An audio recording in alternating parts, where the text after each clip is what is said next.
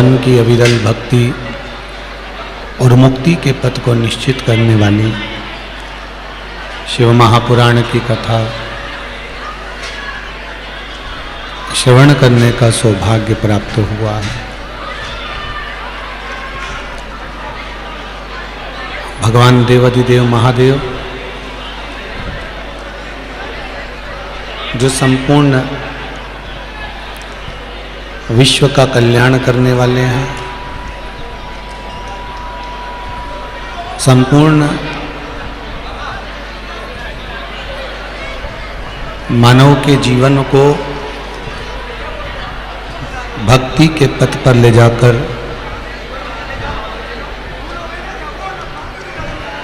भगवान राम और कृष्ण से मिलन करवाने वाले हैं।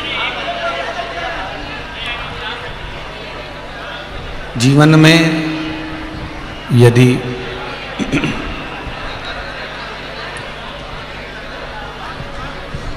मानव की देह मिल भी जाए, शरीर मिल गया और मनुष्य का शरीर प्राप्त करने के बाद कहीं भूल से भी अगर भगवान का भजन हो जाए, स्मरण हो जाए, तो समझ लेना कि इस मानव के शरीर को पाना सार्थक हो गया, हमारा जीवन सार्थक हुआ।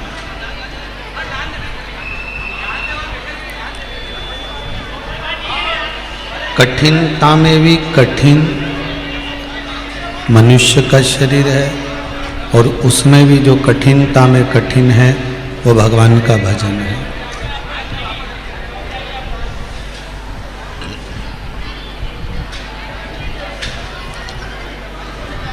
भगवान का स्मरण है।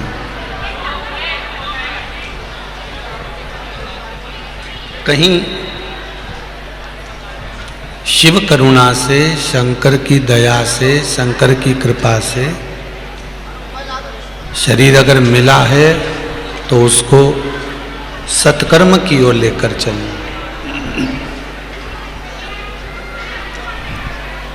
हमें भगवान के भजन की ओर लेकर चलना। दिले कम कर दीजिए। भगवान की भक्ति की ओर, स्मरण की ओर हमें लेकर चलना।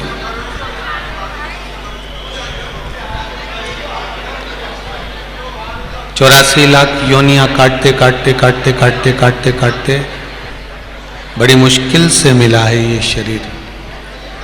कल एक बात कही थी, आपके ज्ञात में होगा, आपके ध्यान में होगा, कि अगर शिव मंदिर नहीं गए हो, शंकर का स्मरण नहीं करा है महाराज, भगवान का भजन धारण नहीं करा है, आप शिव जी को एक लोटा पानी भी अगर नहीं चढ़ाए हो, तो कोई शिव भगत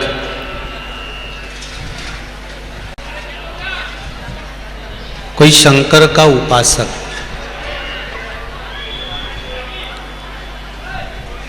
कोई शिव भक्ति धारण करने वाला, शंकर का स्मरण करने वाला अगर निकल कर जाए तो उसका मात्र दर्शन भी हो जाए तो भी भगवान शंकर की पूजा का पुण्य फल प्राप्त हो जाता है।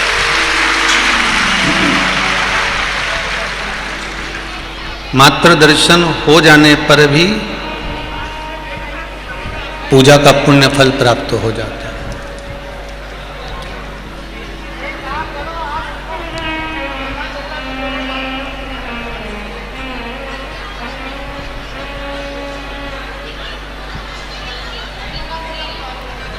आप भी अगर एक लोटा पानी चढ़ा कर आ रहे हो, आप भी अगर एक लोटा जल चढ़ा कर आ रहे हो और उस चोंगे जैसी आवाज आ रही है ऊपर मंच पर, एक लोटा जल चढ़ा कर आ रहे हो, एक लोटा पानी चढ़ा कर आ रहे हो,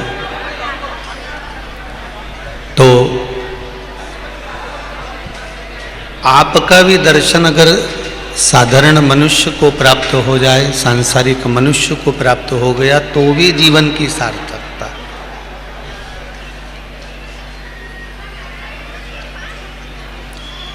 तो भी जीवन की सार्थकता है महाराज।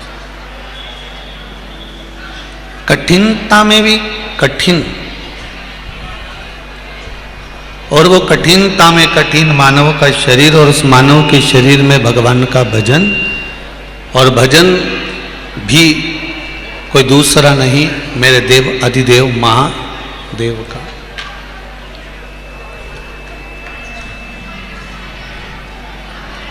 किसी भी देवता को, किसी भी देव को, किसी भी देवता को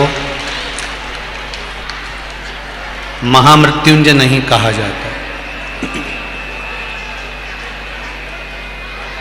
किसी भी देवता को नहीं कहते। महामृत्युंजय अगर कहा जाता है तो केवल एक को कहा जाता है, वो है देव अधिदेव महादेव। उनको महामृत्युंजय कहा जाता है।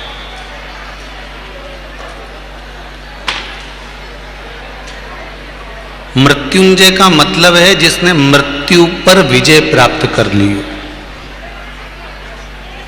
जिसने मृत्यु को जीत लिया, मृत्यु पर जो विजय को प्राप्त कर लिया।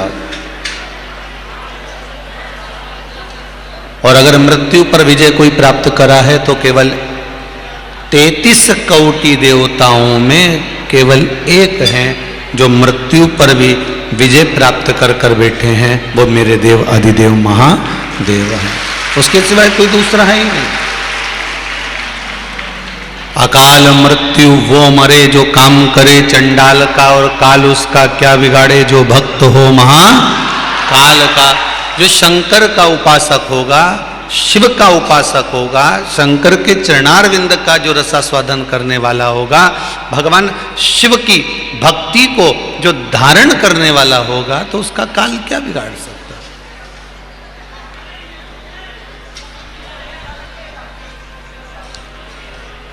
बस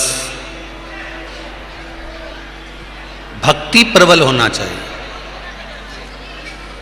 आपका भाव, आपकी भक्ति अगर प्रबल है तो फिर भगवान को मिलने में कोई देरी नहीं है।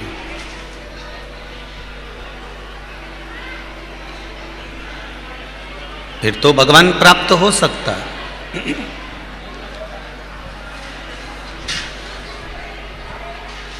शिव महापुराण की कथा कहती है कि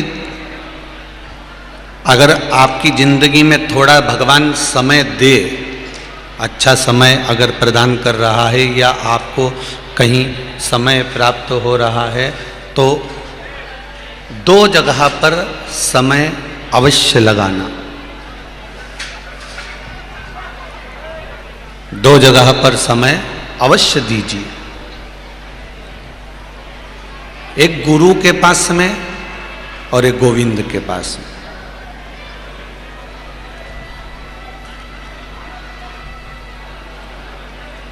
गुरु को भी अगर आपने समय दिया है अपने जीवन में से, और अगर गोविंद को, भगवान देवाधिदेव महादेव को भी, अगर भगवान राम को, भगवान कृष्ण को, मेरे भोलेनाथ को, माँ जगत जननी जगदम्बा दुर्गा भवानी अष्टभुजा धात्री माँ भवानी को,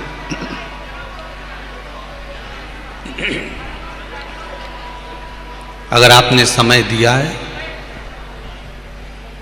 गुरु को और गोविंद को, गुरु को और परमात्मा को अगर आपने समय थोड़ा बहुत भी दिया है, तो वो आपका दिया गया समय आपके बुरे वक्त में जरूर काम आएगा। आप अच्छे समय में अगर भगवान को समय दे रहे हो, तो मेरा भगवान, मेरा गुरु और गोविंद, ये दोनों आपका जब कहीं ऐसा समय आ गया कि कहीं दुख है, कहीं तकलीफ है, कहीं कष्ट है, कहीं रोग है, कहीं बीमारी है, तो फिर गुरु को दिया हुआ और गोविंद को दिया हुआ, ये दोनों समय जो आपने गुरु और गोविंद को दिया है, ये समय खड़े मिलने वाले हैं। जो दिया वो आपको,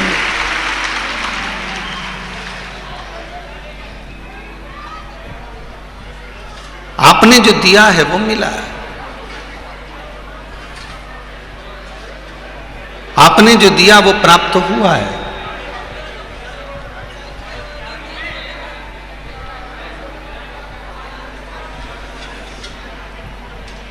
शिव पुराण एक बात बहुत सुंदर कहती है, आप भी अपनी जिंदगी में उतार कर रखना।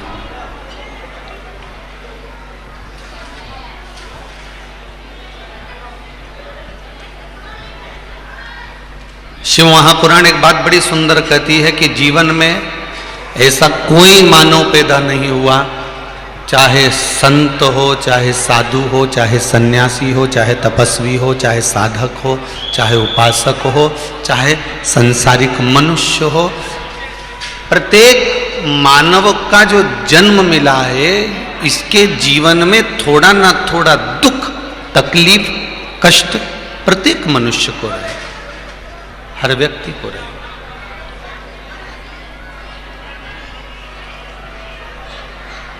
दुख, तकलीफ, कष्ट ऐसा नहीं है कि किसी को नहीं रहेगा जीवन में। अगर आप बहुत ऊंचे पद पर भी जाकर बैठ गए हो ना तो कष्ट तो रहना है।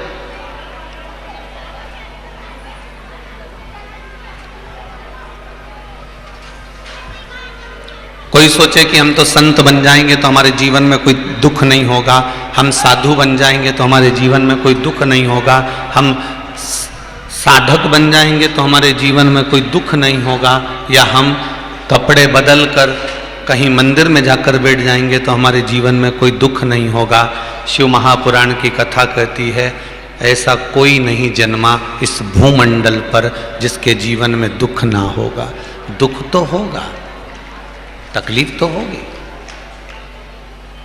कष्ट तो होगा।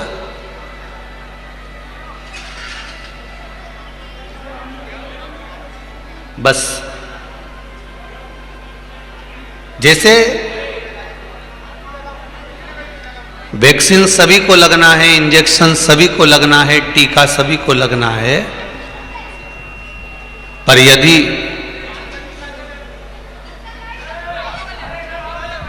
डॉक्टर से और नर्स से, सिस्टर से अगर आपकी पहचान है,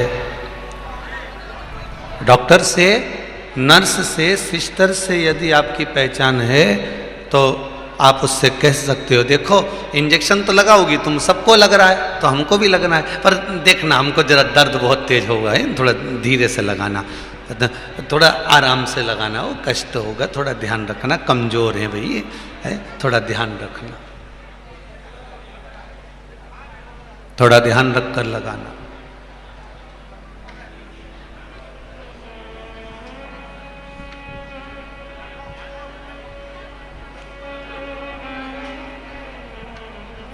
थोड़ा ध्यान रखना जरा वो।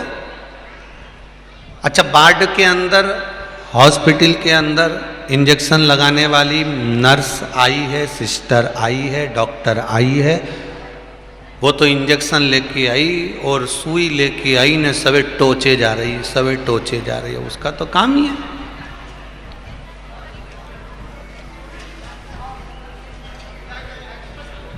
उसको तो मरीज को इंजेक्शन लगाना है, सुई लगाना है।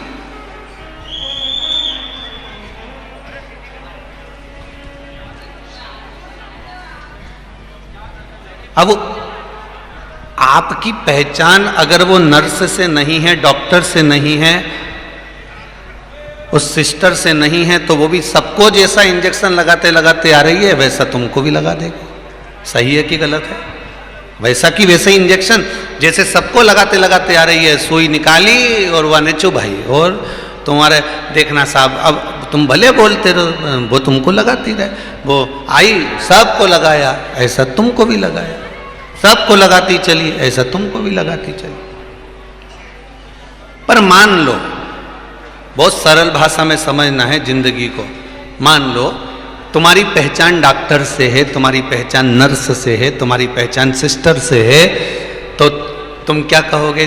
डॉक्टर साहब थोड़ा ध्यान रखना हो, ये सुई है बहुत बड़ी सी दिख रही, कोई छोटी वाली, अभी रुक जाओ जरा, नया पैकेट फाड़ती हूँ, और नए पैकेट में से उसने छोटी सी सुई निकाली, और सुई निकाल के उसने, देखना साहब कमजोर शरीर है, ध्यान रखना जरा, और छोटी सी सुई निकाल कर उसने जो लगाया, अब लगाया तो उसने पूछा पता चला क्या, लग गया क्या इंजेक्शन? हाँ बिल्कुल, मालूम ही नहीं पड़ा। अब क्यों? उसका कारण था कि पहचान थी उसकी, उस डॉक्टर से, उस नर्स से, उस सिस्टर से उसकी पहचान थी, इसलिए इंजेक्शन भी लगा तो दर्द नहीं हुआ, तकलीफ नहीं हुई, कष्ट नहीं हुआ।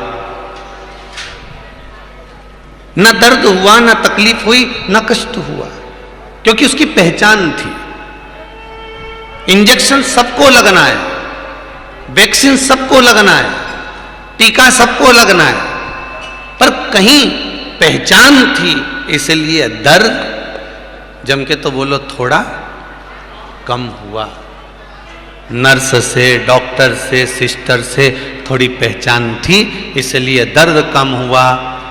इंजेक्शन तो लगा पर कष्ट कम हुआ। उसी तरह शिव महापुराण की कथा कहती है, प्रत्येक मनुष्य के जीवन में दुख तो लिखा है, बस उस महादेव से पहचान कर लो तो थोड़ा कष्ट कम होगा, थोड़ा सा कष्ट कम होगा। उस देव अधिदेव महादेव से अगर आपकी पहचान हो गई, उस देव अधिदेव महादेव से अगर आपकी पहचान हो गई, अगर भगवान की भक्ति में आप डूबे हुए हो, भगवान के स्मरण में आप डूबे हुए हो, भगवान के कीर्तन में आप डूबे हुए हो, मंत्र जाप में आप डूबे हुए हो, नाम जाप में आप डूबे हुए हो, तो कष्ट, इंजेक्शन तो सबको लगना है, दुख तो सबके जीवन में आना, कष्ट भी सबके जीवन में आना है, पर पहचान है आपकी।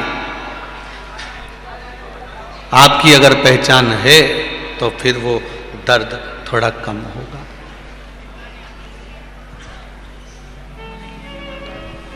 थोड़ा दर्द कम होगा, फिर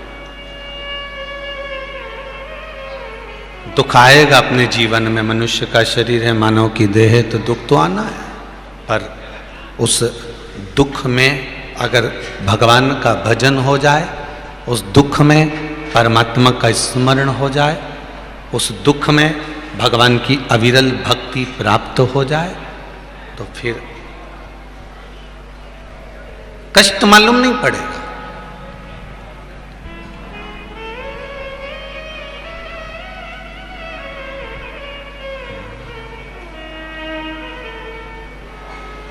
भजन भोले बाबा का करते रहोगे तो संसार सागर से तरते रहोगे, तो संसार सागर से तरते रहोगे।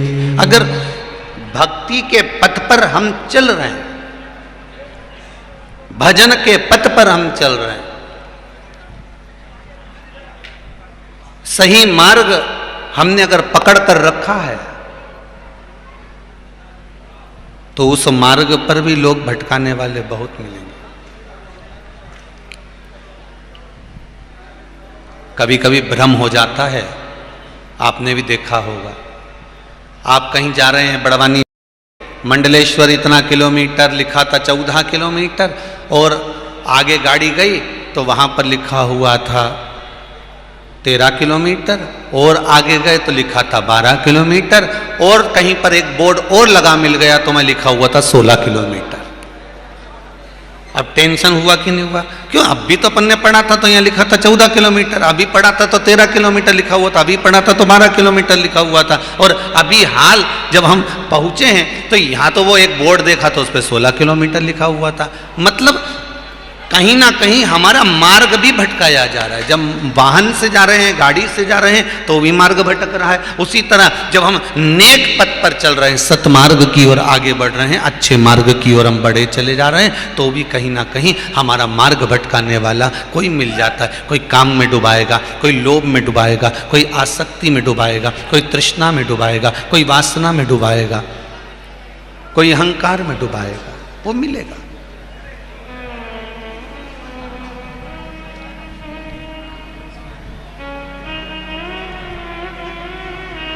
पर अपने को नहीं। शंभु शरणे पड़ी मांगू घड़ी रे घड़ी, दुख काटो दया करी न दर्शन आपो। शंभु शरणे मांगू घड़ी रे घड़ी दुख काटो, दया करी ने दर्शन आपो, दया करी ने दर्शन आपो। हे बाबा इतनी कृपा हो कि ये जीवन सार्थकता की ओर बढ़े।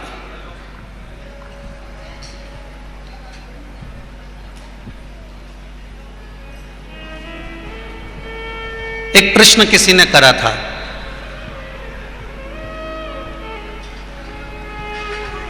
कल का ही प्रश्न है, रात्रि का। तो रात को जब एक स्थान पर पहुंचे रघुवंशी जी के यहाँ, जिन्होंने ऑनलाइन शिव महापुराण की कथा कुबेरेश्वर धाम से कराई थी, तो वहाँ एक प्रश्न किसी ने किया था, बड़ा सुंदर प्रश्न है, शायद आप और हमारे लिए अच्छा है। प्रश्न किया गया कि गुरुदेव, मरने के बाद गरुड़ पुराण कहती है, हमारे शास्त्र कहते हैं कि किसी के मरने के बाद जीवात्मा को भुगताया जाता है।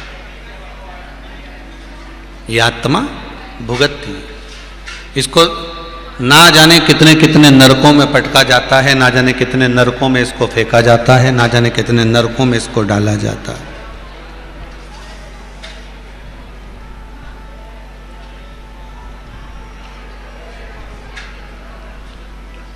ना जाने कितने नरकों में इसको फेंक दिया जाता है।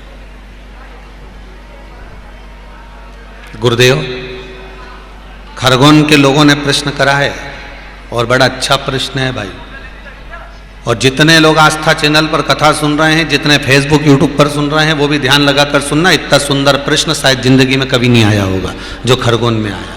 प्रश्न बड़ा सुंदर है कि प्रत्येक पुराण में लिखा है, हर शास्त्र में लिखा है कि जब कोई मर जाता है तो उस जीव को नरकों का भोग भुगताया जाता है।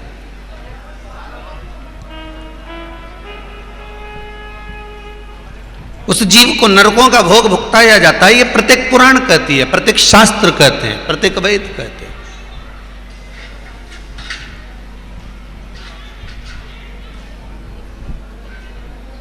भगवान जब जीव जाता है, अगर उसने किसी जीव की हत्या करी जाती है तो उसको ताड़ दिया जाता है। किसी ने किसी पर गर्म पानी डाला होता है, कोई अग्नि में जला दिया जाता है तो उसको भी अग्नि में जलाया जाता है। बोलो सही है कि गलत है? गरुड़ पुराण में लिखा है। अगर उसने किसी को रस्सी से बांधा है तो उसको भी रस्सी से बांधा जाता है। उसने किसी को ठोकर पहुंचाई है तो उसको भी ठोकर पहुंचाई जाती है। मारो।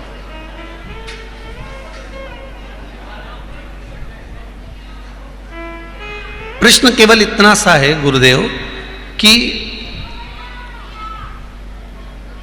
उस जीव को कष्ट पहुंचाया जाता है, उस जीव को कष्ट दिया जाता है।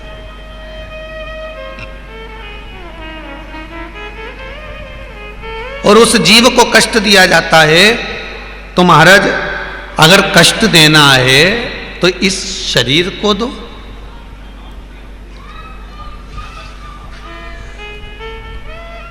प्रश्न करने वाले ने कहा कि अगर शरीर ने काम बिगाड़ा है, शरीर ने उसको दुख दिया, शरीर ने उसको कष्ट दिया, शरीर ने उसको ऐसा किया, शरीर ने उसने ऐसा किया, तो अगर दुख देना है तो शरीर को दो।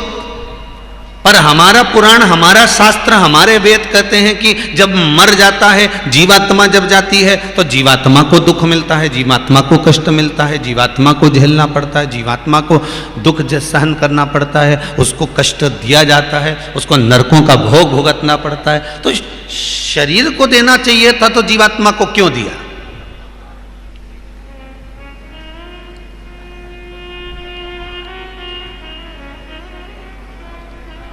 कर्म बेकार शरीर ने करा और भुगत वो जीवात्मा रही, तो शरीर का शरीर को मिले, जीवात्मा को क्यों? शिव महापुराण की कथा कहती है, प्रश्न करने वाले ने बड़ा सुंदर प्रश्न किया, पर उमा संहिता में, शिव महापुराण की उमा संहिता में जो नरकों का व्याख्यान का वर्णन किया गया, उसमें स्पष्ट कहा गया कि अगर शरीर को दंड दिया जाए, शरीर को कष्ट दिया जाए, ज्यादा शरीर को अगर कष्ट देंगे तो शरीर क्या करेगा? अरे जम के तो बोलो, मर जाएगा, खत्म काम। अगर ज्यादा परेशान करोगे तो मर जाएगा।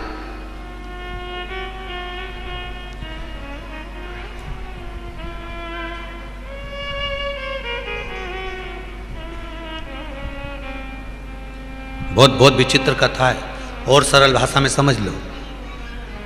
किसी को तुमने रुपये दे दिए, पैसे दे दिए, और तुमने किसी को पैसा दिया, धन दिया, और धन देकर पैसा देने के बाद में 2-4 साल तक तो उसने तुमको दिया, थोड़ा बहुत जो भी बड़ा कर देना था देता रहा देता रहा देता रहा, और एक दिन ऐसा आया कि उसके पास कुछ रहा ही नहीं, और तुमने उससे पैसा मांगा और मांगा, कहा भैया मेरा 1,00,000 रुपया तू दे, मुझे 50,000 रुपये मेरे दे, मेरे 2,00,000 रुपये तो मुझे दे। अब तुम मांग रहे हो, वो नहीं दे रिया। आखिरी में तुमने अगर उससे ज़्यादा 3-5 करी और तुम तेज तर्राट होके बोले तो वो क्या करेगा? अरे जम के तो बोलो, करेगा क्या? नर्मदा जी में जाएगा और कूद ही पड़ेगा। बोलो सही है कि गलत है? या फिर वो कुछ मरने का प्लान बनाएगा।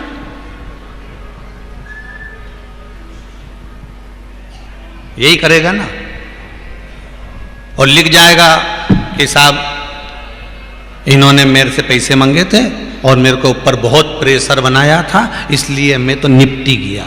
जा, हम तो मरे सनम, तुम्हें भी ले डूबे जा। बोलो सही है कि गलत? अब वो तो इन सबके निपटा के चले गया कि अब मांगना।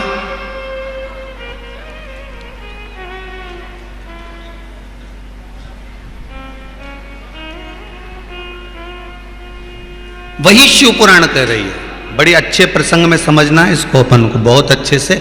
जो प्रश्न खरगोन में किया गया है वो खरगोन के लिए नहीं है, पूरे विश्व के लिए है ये प्रश्न। महाराज, अगर भुगताना है तो शरीर को भुगताओ, दंड देना है तो शरीर को दो, कष्ट देना है तो शरीर को दो, पर उस जीवात्मा को क्यों? तो शिव महापुराण की उमा संहिता कहती है, अगर शरीर को कष्ट देंगे तो शरीर तो प्राणों को छोड़ देगा, इसलिए इसको ज्यादा कष्ट नहीं दे सकते। इसको उतना ही कष्ट देते हैं जितना ये सहन कर सकता है। शरीर को कष्ट उतना ही दिया जाता है जितना ये सह सकता, जितना ये सहन कर सकता। फिर तो कहा, शरीर को कष्ट देने की जगह कष्ट शास्त्र कहता है जीवात्मा को इसलिए दिया जाता है कि जीवात्मा जो मर गया, शरीर छूट ही गया और केवल ये जीवात्मा बची, तो अब ये बार बार जन्म लेती है, बार बार मरती है। आत्मा तो वही है, जीवात्मा तो वही है, इसको भुगताया जाता है। इसको क्यों भुगताया जाता है? क्योंकि उसका कारण है।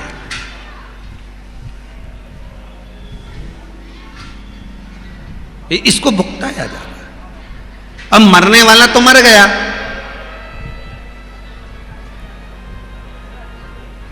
अब शरीर को भुगताते तो शरीर तो चला गया, अब बची है जीवात्मा। उस जीवात्मा को क्यों भुगताया जा रहा है? तो जीवात्मा मरेगी क्या? गीता जी में लिखा है, ना इस आत्मा को शस्त्र काट सकता है, ना अग्नि जला सकती है, ना वायु सुखा सकती है, ना जल इसको गीला कर सकता है। तो ये जीवात्मा तो अजर अमर है। अगर शरीर को कष्ट देंगे तो वो मर जाएगा, प्राण त्याग देगा, पर जीव आत्मा को अगर कष्ट देंगे तो वो प्राण नहीं त्यागती, वो भुगतती रहती है। उसको खोलते हुए तेल में डाल दिया, अग्नि में पटक दिया, कीलों से उसको ठोक दिया, कहीं उसको ले जाकर पहाड़ से पटक दिया, कहीं उसने जो गलत काम करा तो वैसा वैसा उसके साथ किया गया। वो जीव आत्मा को भोगना पड़ा।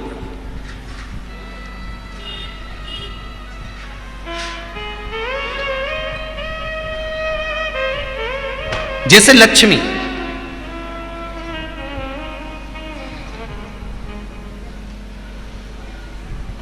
एक बार भगवान देवाधिदेव महादेव की धर्मपत्नी माता पार्वती जी ने लक्ष्मी जी से पूछा, लक्ष्मी ये बता, पार्वती जी पूछ रही है, लक्ष्मी मुझे ये बता कि वो कौन से 2 स्थान हैं जहां से तू रास्ता छोड़ देती है।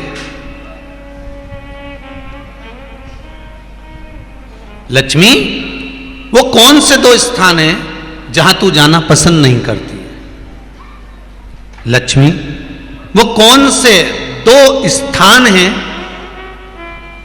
जो व्यक्ति धारण करता है तो उस व्यक्ति के पास में से 2 साल में, 4 साल में, 6 साल में, 8 साल में तो रुष्ट होकर चली जाती है। वो स्थान कौन से है? तो 2 स्थान माता लक्ष्मी ने बताए हैं। पहला, फूटे हुए बर्तन में भोजन करना। कौन से बर्तन में? जम के बोलिए जरा।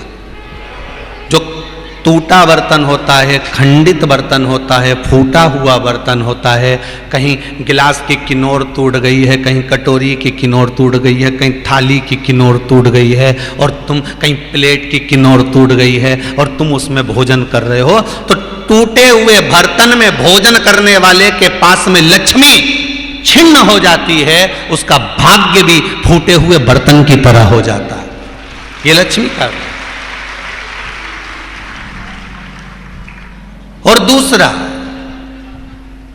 फटे हुए वस्त्र धारण करने वाले का भाग्य भी फटे हुए वस्त्र की तरह, जैसे फटा हुआ कपड़े का रेसा रेसा निकलता है, उसी तरह फटे हुए वस्त्र धारण करने वाले की भी जिंदगी में परिश्रम का रेशा निकलता रहता है, पर उसको सुख का भान नहीं होता। आज के जमाने में ये फटे हुए कपड़ों का फैशन आ गया, ये बड़ा दुख की घड़ी है।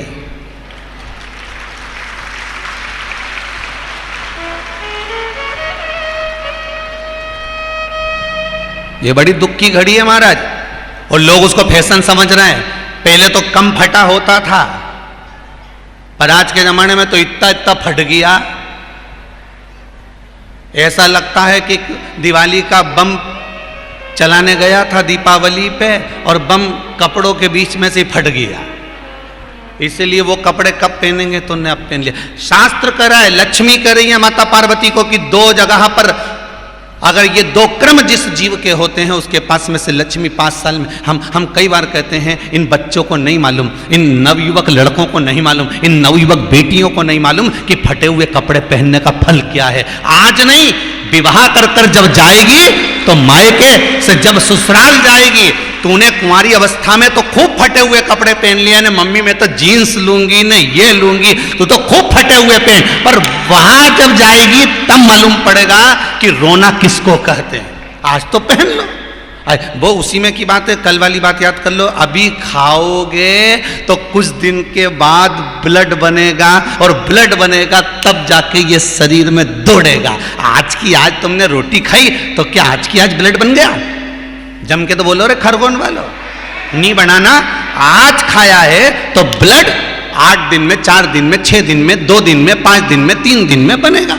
आज की आज ब्लड नहीं बनेगा। आज खाया तो 2 दिन में ब्लड तैयार होकर तुम्हारे शरीर में दौड़ेगा, शरीर में दौड़ेगा तो तुम्हारा शरीर भी चलेगा। उसी तरह तुमने अगर युवानी अवस्था में, कुंवारी अवस्था में ये फटे हुए कपड़े पहने हैं तो जब तुम्हारी अवस्था बढ़ेगी ना, आज नहीं रोना पड़ रहा। आज के जमाने में तो फैशन है साहब, फैशन है तो आज पहन ले, बाद में रो ले, रो बाद में बैठ। नहीं, ताली बजाने से कुछ नहीं होगा री जीजियो, फालतू की बात है। आज यहां से जाते से ही अपने को एक ही काम करना, जितना फटा हुआ कपड़ा है इनके सबके पोछा लगा दो, बाल्टी में डुबाई डुबाई के। ये ताली बजाने से कुछ नहीं होगा। लोग तो कब से चिल्ला रहे हैं हम सुधरेंगे, जम के तो बोलो। गायत्री परिवार वाले रोज चिल्लाते हम सुधरेंगे, हम बदलेंगे। कब बदलोगे?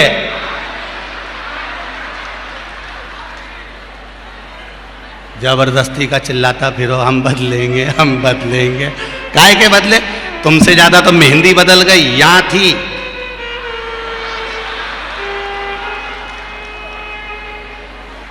और बची कुची थी तो यहां पहुंच गई। यहां और पूर्णा कथा करने गए हड़पसर में, तो वहां पूछ लिया हमने हड़पसर में जाकर, तो हमने पूछा तनु इधर आ बेटा, अब जजमान के घर की छोरी, हमने कहा बेटा ये तूने क्या करा? अरे गुरुजी वो टेटू है ना, टेटू बनवाया है। हमने कहा कितने का बनवाया? अरे गुरुजी 700 रुपये का। हमने कहा तुम मुंबई पूर्णा वाले फालतू का खर्चा करते हो, 700 रुपये का कहीं गाय को चारा देते तो बेचारी 2-4 दिन तक खाती। अब 700 रुपये का तूने टेटू बनवाया। अरे गुरुजी फैशन चल रहा है। तो हमने कहा बनवाने की जरूरत क्या थी, खुद बना लेती, फ्री में बन जाता। तो क्या गुरुजी अपना हाथ नहीं पहुंचे? नहीं। हमने कहा कैसे नहीं पहुंचे? पहले दीवार पे बना उन्हें चिपक जा। कैसे नहीं पहुंचे?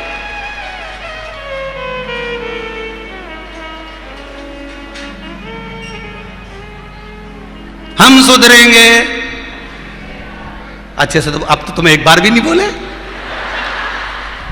डाउन। हम सुधरेंगे, हम बदलेंगे। बस तो फिर आज बिल्कुल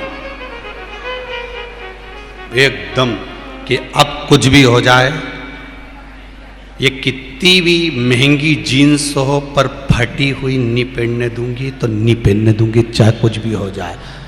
हम इतने अच्छे घर के लोग और ये फटा हुआ कपड़ा पहनेंगे? ये नंग से फट रही। और गजब की तो गजब की, अभी दिवाली पे फैशन देखा, एक का तो पूरा पांव गायब हो गया, एक ही था। राम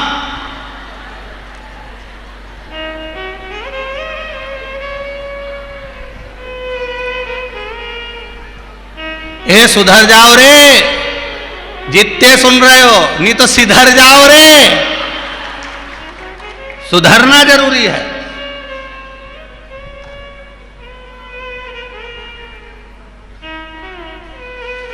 फटे हुए वस्त्र विधारण नहीं करना। घर की बेटियां, घर के लोग ऐसे कपड़े पहने, ये श्रेष्ठता नहीं है महाराज।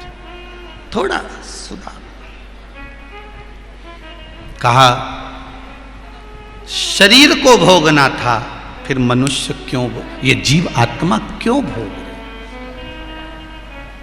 क्योंकि जीवात्मा मरती नहीं। इसको जब भुगताया जाता है तो ये भोगती रहती है, तड़पती है, चिल्लाती है, अब नहीं करूंगी गलती, क्षमा कर दो मुझको।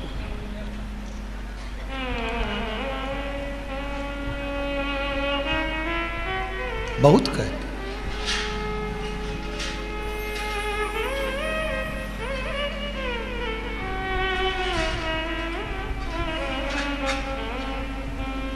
अब भटक रही है, तड़प रही है, कह रही है मुझे कुछ मिले।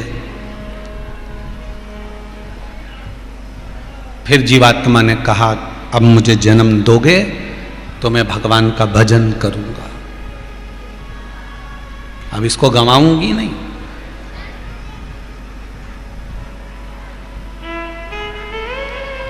अब हो गया जो होना था, अब मुझे जो जन्म दोगे इसको मैं भटकने नहीं दूंगी।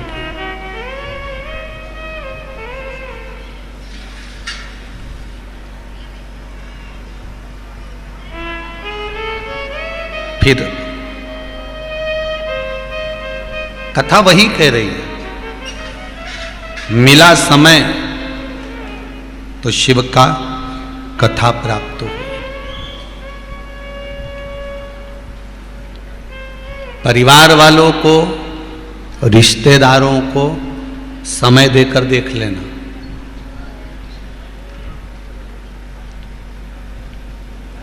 एक बुआ, ननन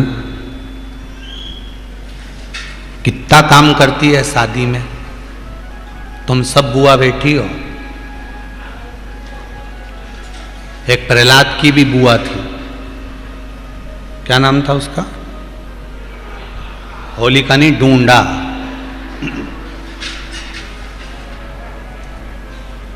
होलिका तो नाम बाद में पड़ा था। जब वो मरते मरते अच्छा काम कर ली थी तो उसका नाम था होली। होली मतलब भगवान की होली। नहीं तो नाम था उसका डूंडा।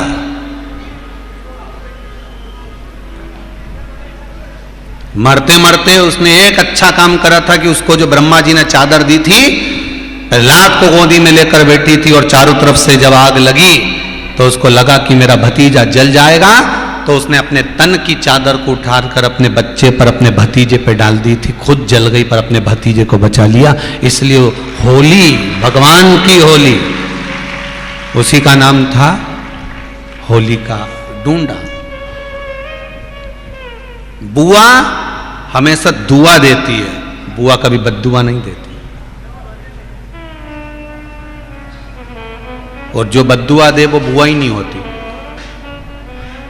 शिव कथा कह रही है, शंकर जी का चरित्र कह रहा है, शिव महापुराण की कथा कर रही है, शंकर का पावन चरित्र कह रहा है कि यहां कितने लोग काम करते हैं। घर में आकर बुआ कितना काम करती है, कितने कितने कितने लोग।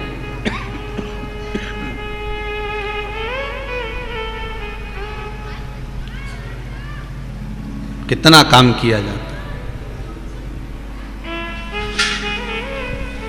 अब बुआ ने इतना काम करा, ननंद ने इतना काम करा, पर जब ननंद के यहां पर कोई काम होता है, बुआ के घर में कोई काम होता है, तो क्या तुम्हारे घर की बहुएं इतना जाकर काम कर लेती हैं? नहीं। तुम देकर देखो समय, रिश्तेदारों को समय देकर देखो, मित्रों को समय देकर देखो, परिवार वालों को समय देकर देखो, कुटुंब वालों को समय देकर देखो। आपकी दुख की घड़ी में, आपकी विपदा की घड़ी में कुछ देर तो खड़े मिलेंगे। जरा सा कोई केस बना, जरा सा कोई दुख आया, तो जितने रिश्तेदार तुम्हें शादी में, ब्याह में और पार्टियों में दिखते हैं ना, वहां तो डीजे बजाने वाले को पैसे देना पड़ते हैं कि डीजे बजाने, बैंड बजा। पर जब तुम्हारी विपदा की घड़ी आती है तो जितने शादी में खाना खाकर गए हैं, ये खुद मुंह से डीजे बजाते हैं। अरे उसने ऐसा कर दिया, अरे उसने ऐसा कर दिया, अरे उसने ऐसा कर दिया, अरे उसका छोरा, अरे उसकी बेटी, अरे उसकी बहन, उसका नाती, उसका पंती।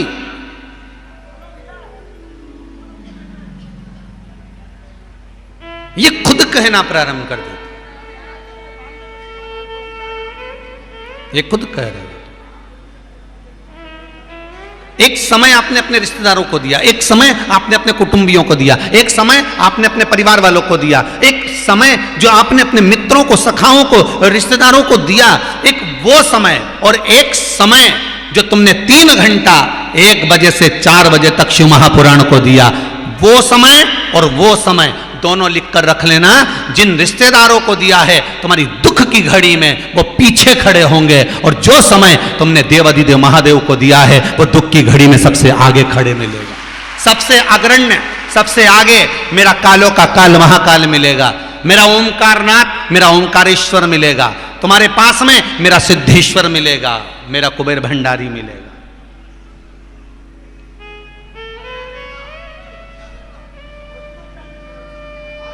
जिसको तुमने समय थोड़ा सा दिया है, पर वो खड़ा हर पल, हर घड़ी, हर क्षण है। एक बहुत अच्छा भाव लिखा है किसी ने, ज्यादा तो पढ़े नहीं, अभी इतने पढ़ने दे गए, कहीं भजन आएगा तब पढ़ लेंगे। हो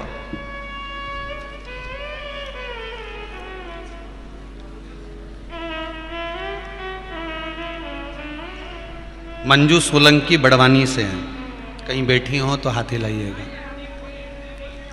मंजू सोलंकी बड़वानी।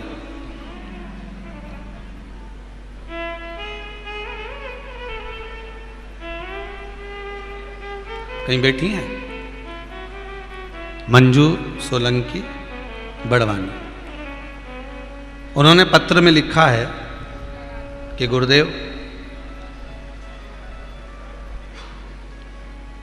भगवान पर विश्वास रखकर मेरे पूरे परिवार वाले कह रहे थे कि विवाह नहीं होगा, अवस्था बड़ी होती जा रही है, पर बाबा ने ऐसी कृपा करी और पशुपति व्रत किए और सोमवार का पूजन किया। मात्र 2 व्रत पूर्ण हुए थे और बाबा ने सगाई पक्की कर दी और विवाह है। बाबा कृपा करें।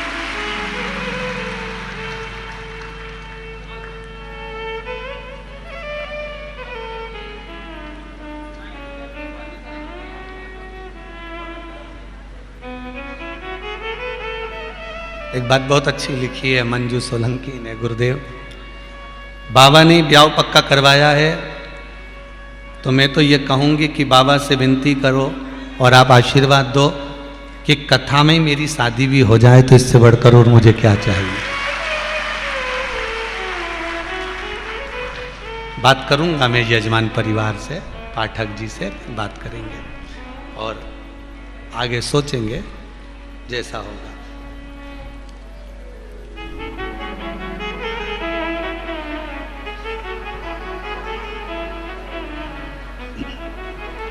एक किसी ने पन्नी में पैक करके भी लेटर भेजा हो और पिन भी लगाई है, सेफ्टी पिन साड़ी वाली हो, जोरदार। हुकुमचंद जी अर्झरे, ग्राम दोंडवा, तहसील भीकन गांव, जिला खरगोन। कहीं बैठे हो तो हाथ हिलाएं। बड़ा सुंदर पत्र लिखा है इन्होंने, बहुत सुंदर बात लिखी है गुरु जी। जिन शिव मंदिरों में फूल और बेलपत्र कचरे की तरह पड़े रहते थे, आपने लिखा है, जरा हाथ हिलाइए, एक बार हाथ हिला दीजिए महाराज। बहुत सुंदर बात लिखी है आपने, इनके लिए एक बार जोरदार ताली बजाओ। बहुत सुंदर बात लिखी, आप भी सुनेंगे तो अच्छा लगेगा आपको। आपने लिखा है गुरुजी, जिन शिव मंदिरों में फूल पड़े रहते थे, बेलपत्र पड़ी रहती थी, दूध चढ़ता था तो उसकी गंध आती रहती थी, भगवान के ऊपर चीटा चीटी सब चढ़े रहते थे। अब जब से शिव महापुराण की कथा 2 साल से लोग इस कोरोना काल के अंतर्गत टीवियों पर सुन रहे हैं, तब से शिव मंदिर में जो सफाई हो रही है उसका मैं वर्णन नहीं कर सकता। इतने साफ। बहुत बहुत साधुवाद जी महाराज जी, बहुत बहुत साधुवाद। आपने मन का भाव लिखा, बहुत बहुत सुंदर। विराजमान श्री शिवाय नमस्तुभ्यं। शिव मंदिर में जो सफाई हो रही है, और केवल एक, इन्होंने लिखा है एक मंदिर का नहीं कह रहा हूं मैं हमारे गांव के पास में जितने मंदिर हैं शंकर जी के, वहां पर माताएं हो, बच्चे हो, सफाई कर कर चले जाते, और शाम होती है श्रृंगार कर कर चले जाते।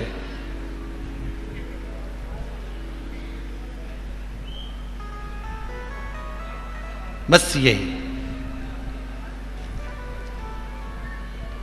लोग भले उनको पागल कहते हो, पर सत्य मायने में कहता हूं कि उनके बराबर कोई समझदार नहीं है, उनके बराबर कोई समझदार नहीं। एक वो गाने की लाइन आ गई हुई है ध्यान में महाराज, सब कुछ सीखा हमने ना सीखी होशियार। हमने जीवन में एक चीज की होशियारी नहीं सीखी, क्योंकि हम बच्चे हैं और वो हमारा पिता है। ज़्यादा होशियार बनकर अपने को कहीं नहीं जाना, अपन तो ऐसे बन के जाओ, जो होशियार हैं उनको होशियार रहने दो, जो होशियार हैं उनको होशियार रहने दो। एक शंकर की भगत उज्जैन कुंभ में मिली, जो बड़ी अगरबत्ती लगी थी ना, एक लंबी वाली, उस अगरबत्ती के पास में हमारा कैंप था। अब बाबा का कैंप लगा हुआ था, शिव कथा चल रही थी, और एक भगत आ गई कथा में, हरियाणा की थी।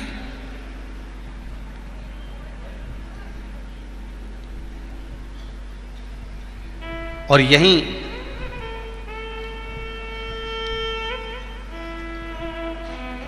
महेश्वर के पास में मोर टक्का है, वहाँ की कोई भगत थी, वो भी कथा में बैठी। अब देखिए भाव देखो कितना।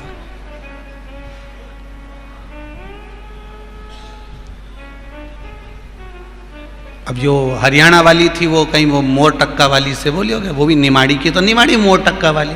और निमाड़ी का चरित्र तो तुम सब जानो कि कितने चतुर लोग होते हैं, कितने विद्वान। भले ये साधारण रहते हैं पर इनकी विद्वत्ता बड़ी प्रबल होती है महाराज। अब वो हरियाणा वाली ने वो मोर टक्का वाली से बोल दिया कि मोर टक्का वाली ने पूछा क्या बात है तुम वहाँ घूमी आई? तो कि मैं तो कहीं नहीं गई, महाराज छोरा हो इतना परेशान करे, छोटा सा बच्चा बहुत परेशान करे, तो अब इसको लेके कहाँ जाऊँ दर्शन करने, कहाँ घूमने जाऊँ, तू बता। अच्छा, इतने में वो मोर टक्का वाली बोली तू काय को चिंता करती, तू मेरे साथ चल, अब तू सब दूर घूम लेगी, तू मेरे साथ चल। और वो मोर टक्का वाली उसको ले गई। अब निमाड़ियों की देखो लीला। अब मोर टक्का वाली ले गई और जहां पर पुलिस का कैंप लगा था उसके पास में छोरा को छोड़ दिया। और वो हरियाणा वाली से कहा अब तू मेरे साथ चल। अरे मेरा छोरा, अरे तू चुप तो रहे, छोड़। और छोड़ दिया। वो छोरा रोए, इतने में एक पुलिस वाली बेचारी बाई आई और वो पुलिस वाली माँ उसको अंदर थाना में ले गई। कौन तुम्हारा नाम? हमारा नाम बीरू है। अच्छा, कहाँ से आए हो? तो हम तो हरियाणा के रहने वाले, पिताजी का नाम ये है। अब वो माइक पे बोले, बीरू के पिताजी जहाँ कहीं भी हो, बीरू यहाँ पर विराजमान है और इस थाने के इस क्षेत्र में इस जगह पर बैठा हुआ है। अब छोरा रोए जाए तो ये बेचारी का, हरियाणा वाली का मन दुखे, देखो कुछ खाएगा पिएगा नहीं। तो इतने में मोर टक्का वाली बोली तू काहे को चिंता करे, बिस्कुट मिलेगा, कुरकुरा मिलेगा, चिप्स मिलेगी, तू काहे टेंशन ले, तू चुप, तू तो चल चल। और ले गई उसको। शाम के आराम से घूम फिर के शाम के आके बोली बीरू मेरा छोरा है। इतने में थाने वाले बोले बहन दिन भर से कहाँ गई थी? तो कहीं निमाड़ी वाली ले गई थी, ये लेके गई थी, तो क्या टेंशन ले, सवाल है। धन्य शंभो शरण मांगू दुख दया करी दर्शन भाव शुद्ध है, भगवान मिलेगा। लोग कहें कि ये पागल है, लोग कहें ये मूर्ख है, पर शिव महापुराण की कथा कहती है भगवान की सेवा में अगर आप लगे हैं, भगवान की भक्ति में अगर आप लगे हैं, भगवान के स्मरण में यदि आप लगे हुए हैं, तो ये विश्वास मानकर चलना कि भगवान, आप अगर भगवान को समय दे रहे हैं तो ये पक्का है कि जब आपका समय खराब होगा तो मेरा देव अधिदेव महादेव वहां खड़ा मिल जाएगा, मेरा शंभू खड़ा मिलेगा, मेरा ओघड़ दानी मिलेगा। और चाहिए क्या?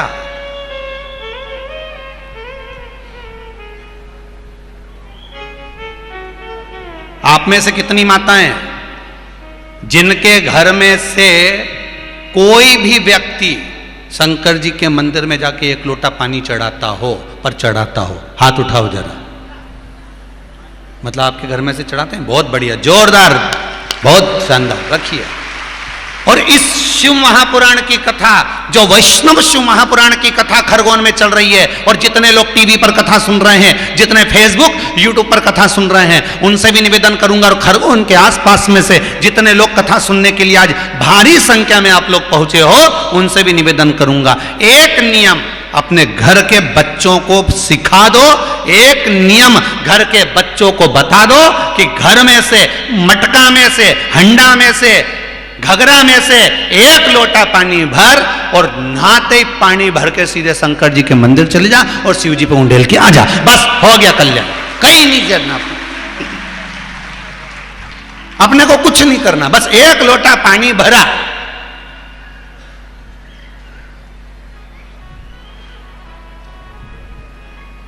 अच्छा, ये बात अभी एक बार इंदौर में भी की कि पानी चढ़ा, तो अभी कल परसों की बात है, एक बहू ने फोन करके बोला ऑफिस में कि गुरुजी से हम बहुत नाराज हैं। तो ऑफिस से फोन आया समीर का कि वो एक महिला ने लिख के भेजा, हम गुरुजी से बहुत नाराज हैं। तो हमने कहा पूछो उससे क्यों नाराज है? तो उसने लिख के भेजा इसलिए नाराज हैं, तुमने कहा बच्चों से कि पानी चढ़ा के आओ, हम 2 बार मटका बदल चुके हैं, वो जब जाए मटका फोड़ के जाए। हम गुरुजी से लड़ा, वो छोटे छोटे से तो हैं, वो मटका भरने जाते तो मटका ही उंडेल के आ जाते उसमें। तो अच्छा है, सीख तो रहे। अरे हिंदू के घर में पैदा हुए हो, आज के जमाने में हिंदू धर्म को तोड़ने वाले ढेर पड़े हुए हैं। अच्छा, एक बात समझ में नहीं आती, ये जितने दूसरे धर्म के लोग हैं ये हिंदू को ही क्यों तोड़ते हैं? ये इनको दूसरे तोड़ने वाले नहीं मिलते कि इनके तोड़ लें? तुम ही मिले गिने चुने।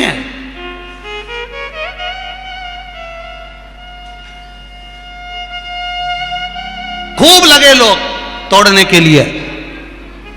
एक नियम बना दो, शंकर जी के मंदिर जाना है, एक लोटा पानी चढ़ा कर आना है, और अगर पानी भी नहीं ले जाए छोरा तो मंदिर में जाके सफाई कर कर आना। बस इतना कर ले। शिव मंदिर जाओ, देखो कुक्षी, ये जोवट के पास में, अलीराजपुर के पास में कुक्षी, कुक्षी में एक गाड़ी का ड्राइवर है जिसको तनख्वाह मिलती है 9,000 रुपये महीना। धीरेन्द्र उसका नाम है। गाड़ी चलाता है, 9,000 रुपये महीना मिलता है।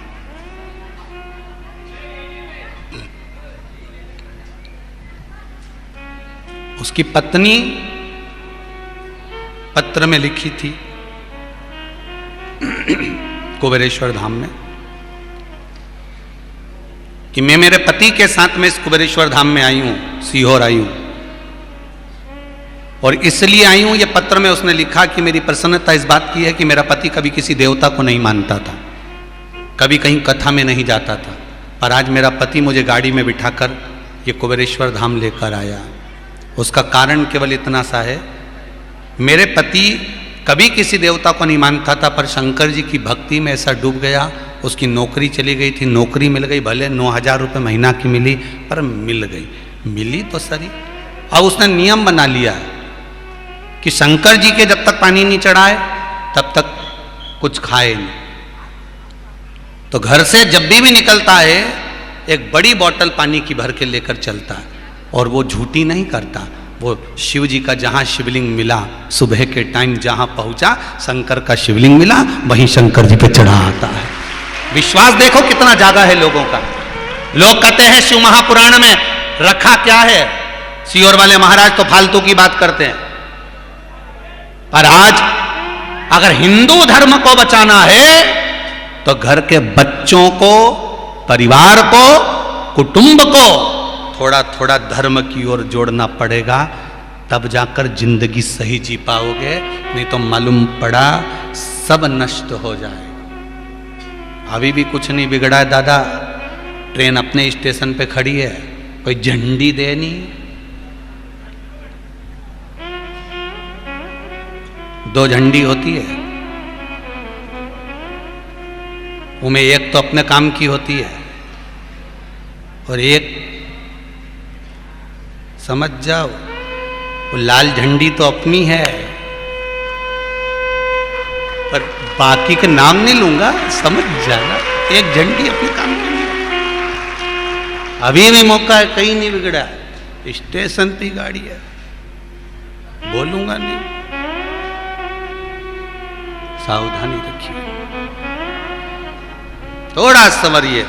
शिव महापुराण की कथा कहती है समय दो भगवान को, समय दो परमात्मा को, जितना समय मिले उसमें से थोड़ी घड़ी निकालकर भगवान के पास जाओ, जितना समय मिले थोड़ा समय निकालकर भगवान के दरवाजे पर जाओ। और जो समय तुमने भगवान को दिया है, भगवान भी तुम्हारे बुरे वक्त में वहीं खड़ा मिलेगा और हर पल तुम्हारा साथ देगा कि मैं खड़ा हूं, मैं खड़ा हूं, क्यों चिंता करो। शिव उपासना का सुख क्या है? उसको दिया गया एक पल, उसको दिया गया एक क्षण, उसको दिया गया एक घड़ी, एक पल, जो आपने भगवान को दी है वो आपके लिए है महाराज। शिव महापुराण में कल कथा में अपन ने द्वितीय वैष्णव परम भगवती वैष्णव की कथा को श्रवण किया था महाराज। परम भगवती वैष्णव की कथा सुन रहे थे, जिसमें सुग्रीव के पुत्र जिसका नाम था दधी बल और रावण का पुत्र जो दूसरी रानी से उत्पन्न हुआ था जिसका नाम था नरंतक। कल कथा में कहा था नरंतक ने एक वर प्राप्त करा था कि जिसने शिव आराधना के समय पर जिसने शिव आराधना के समय पर मेरा मुख 1000 बार देखा। शिव आराधना करते हुए, गला पकड़ रहा माइक, शिव आराधना करते हुए जिसने 1000 बार मेरा मुख देखा,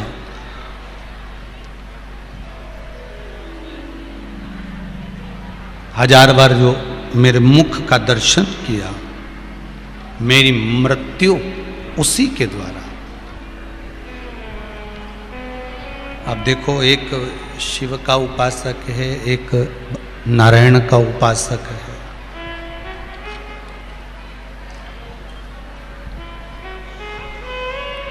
एक बाबा देवाधिदेव महादेव का उपासक और एक नारायण का उपासक। अच्छा, एक सबसे सुंदर बात आपको कहें, शिव महापुराण की बड़ी अच्छी बात है कि शंकर भगवान के देवता भी पूजन करते हैं तो राक्षस भी शंकर भगवान की पूजन करते हैं। सुर और असुर दोनों शिव के उपासक, दोनों देवाधिदेव महादेव के उपासक।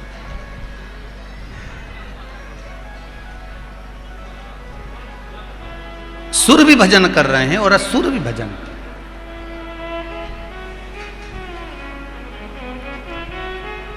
रावण भी भगवान शंकर की भक्ति में डूबा रहता था।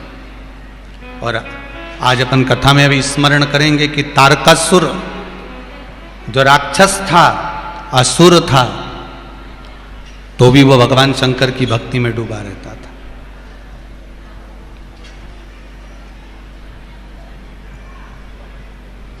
किसी रूप में भी आप शंकर को मना लो, जो तुम्हारी मर्जी पड़े वैसे मना लो।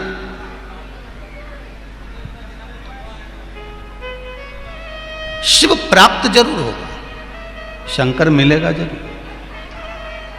मेरा ओघड़दानी मिलता जरूर है। नरंतक ने वर मांगा भगवान देवाधिदेव महादेव से और देवताओं से कह दिया कि मुझे वर दे दो। वर वो दीजिए कि जो मेरा शिव आराधना के समय पर 1000 बार मुख देख लिया हो, बस मृत्यु उसी के द्वारा। और दधिबल ने वो करा था। दधिबल क्यों गया था नरंतक के नगर में? नरंतक के नगर में गया, तब साधना में लीन हो गया और रोज नरंतक जाता, शिव जी को जल चढ़ाकर वापिस लौट कर आता, तो दधिबल उसका मुख देख लेता।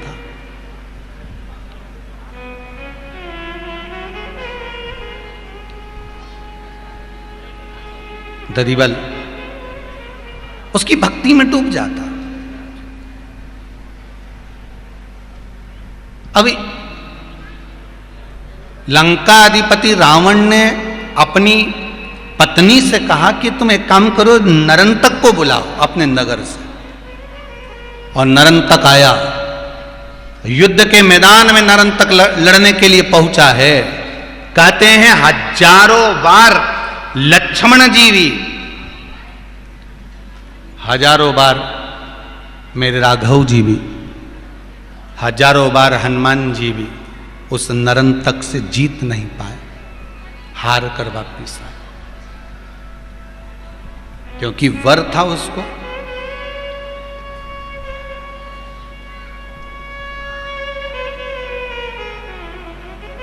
जब तक उस परमात्मा की आज्ञा नहीं होती ना, तब तक जीव एक कदम भी नहीं चल पाता। एक बात अपनी जिंदगी में उतारिएगा। एक गांव का व्यक्ति रोज खेत पे जाता है।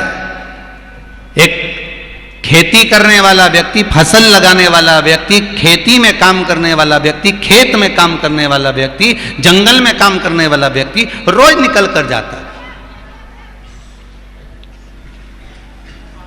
कभी कभी सांप पर पांव भी पड़ जाता है उसका, पड़ता है ना, जब वो जा रहा है जंगल में से निकलकर, खेत में से निकलकर, उसको क्या मालूम कि यहाँ सांप पड़ा हुआ, सांप पे उसका पांव पड़ गया, सांप निकलकर भाग गया।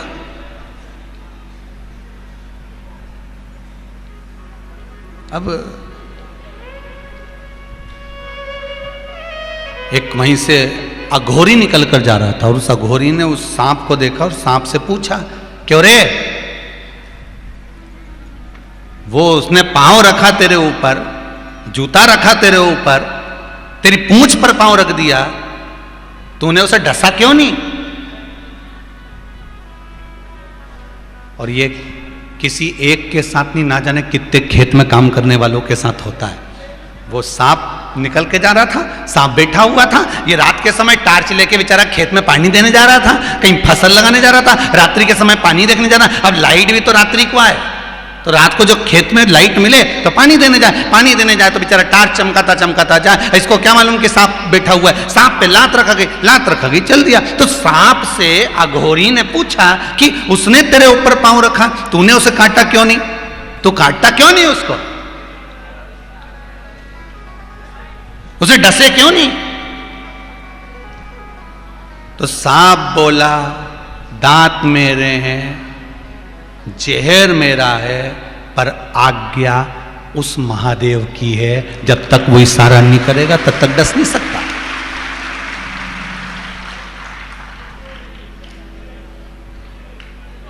तो कि तेरे ऊपर पांव रखा, तू तो सांप है, डसना चाहिए तेरे को। तो अघोरी ने कहा, तू तो सांप है, तेरे पास तो जहर था, दांत थे, तुरंत डस लेता। तो वो सांप बोला, डसने को तो मैं कब का डस लेता, जहर मेरा है, दांत मेरे हैं, जिह्वा मेरी है, डस भी सकता हूं, पर जब तक उसकी आज्ञा नहीं हो सकती तब तक मेरा भी दम नहीं है कि मैं किसी को डस लूं, मेरे बस की बात नहीं। वो आज्ञा करता है तब मैं डसता हूं, वो आज्ञा नहीं करेगा तो नहीं डसूंगा।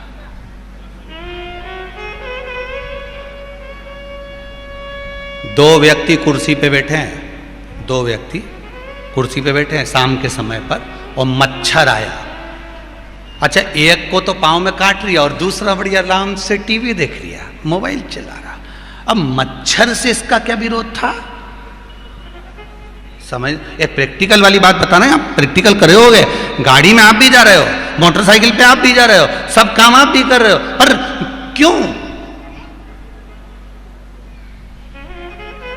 और कभी कभी ऐसा भी होता है कि कोई बचने का प्रयास करता है तो भी मर जाता है।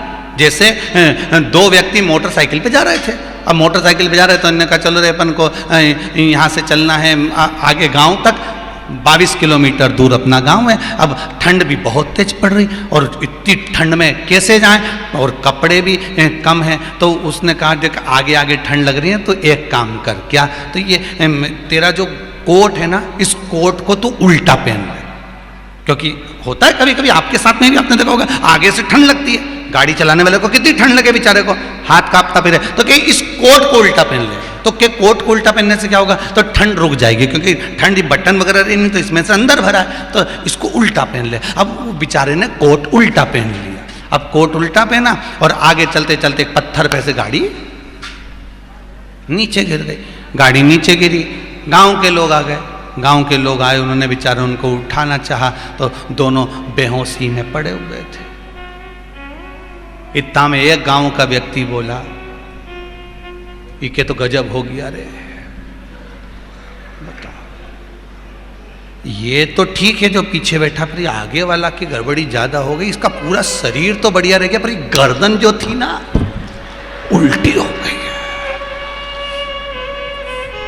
अब गांव का लोग सोचा, अपन ने जिंदगी में कभी कोई अच्छा काम नहीं करा, पर आज अपने को अच्छा काम करना है, इनकी गर्दन को सीधी करना है।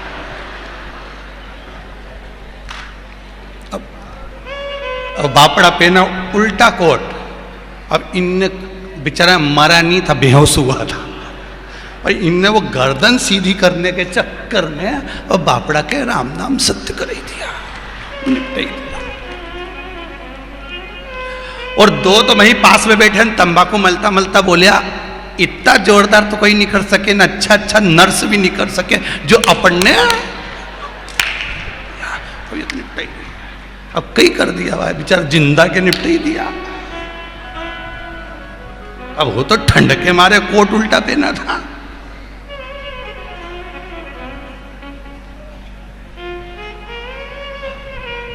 आ गई मृत्यु तो फिर तुम चाहे कोट सीधा पहन लो उल्टा पहन, निपट गए। जहर उसका है, दांत उसके हैं, जीवान उसकी है, डसना भी जानता है, पर आज्ञा महादेव की चलती है कि किसको डसना है। ये आज्ञा उसकी होती है। जन्म मरण परण तीन मेरे शंकर के हाथ में है। जन्म वो देता है। डॉक्टर ने कह दिया कि साहब इतनी तारीख तक इतनी बजे तक डिलीवरी हो जाएगी, ये जापा हो जाएगा। अभी ये पत्र पढ़ा, इस पत्र में लिखा, किसी ने बड़ा सुंदर भाव लिखा कि महाराज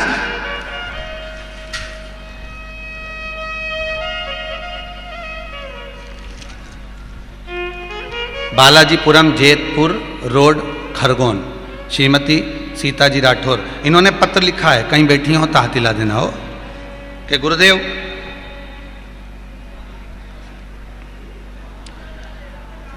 आप ही ने लिखा है। एक बार दोनों हाथ उठाकर हिला दीजिए। बहुत सुंदर, बैठ जाइए, साधु बात था। आपने पत्र में लिखा है, गुरुजी मेरी बहू का जापे का समय था, डॉक्टर ने कह दिया था कि पहली संतान हुई है तो ऑपरेशन से हुई है, तो दूसरी संतान भी ऑपरेशन से होगी। जितनी बार दिखाने गए उतनी बार डॉक्टर ने कहा कि ऑपरेशन से होगी। पर मेरी बहू ने एक बात कही दी थी गुरुजी कि शिव महापुराण की कथा में गुरुजी ने बताया है कि 7 गुड़ की डली लेना, शिव जी पे से तुमुरुका जी का नाम लेकर घुमाना और उसको खाने के बाद हॉस्पिटल चले जाना। अब शिव पुराण देखें या फिर डॉक्टर देखें, ये पत्र में लिखा है। परीक्षा की घड़ी तो तब आती है जब व्यक्ति परीक्षा की घड़ी में शंकर को खड़ा करता है। इसमें लिखा है नीचे उन्होंने कि डॉक्टर ने उसको ऑपरेशन के लिए कक्ष में ले गई, पर 10 मिनट बाद डॉक्टर ने ऑपरेशन करने से मना कर दिया और कह दिया कि इसकी तो नॉर्मल डिलीवरी होगी। ये पत्र में लिखा है, ये पत्र में लिखा है।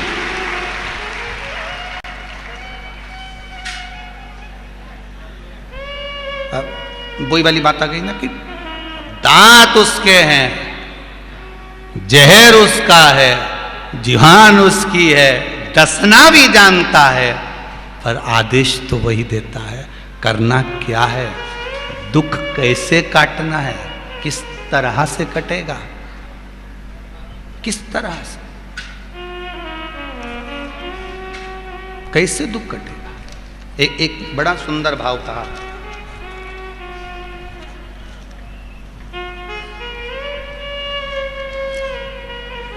मैं नंदा वर्मा सनावत से आई हूं। कहाँ बैठी है नंदा जी वर्मा? कहीं बैठी हो तो हाथ हिला देना। सनावत से। आप ही हैं? ये इधर है बाबू, नंदा जी वर्मा सनावत। आप ही का नाम नंदा वर्मा है? आपने लिखा है गुरुजी 1 साल से मेरी आंखें से दिखना कम हो गया था।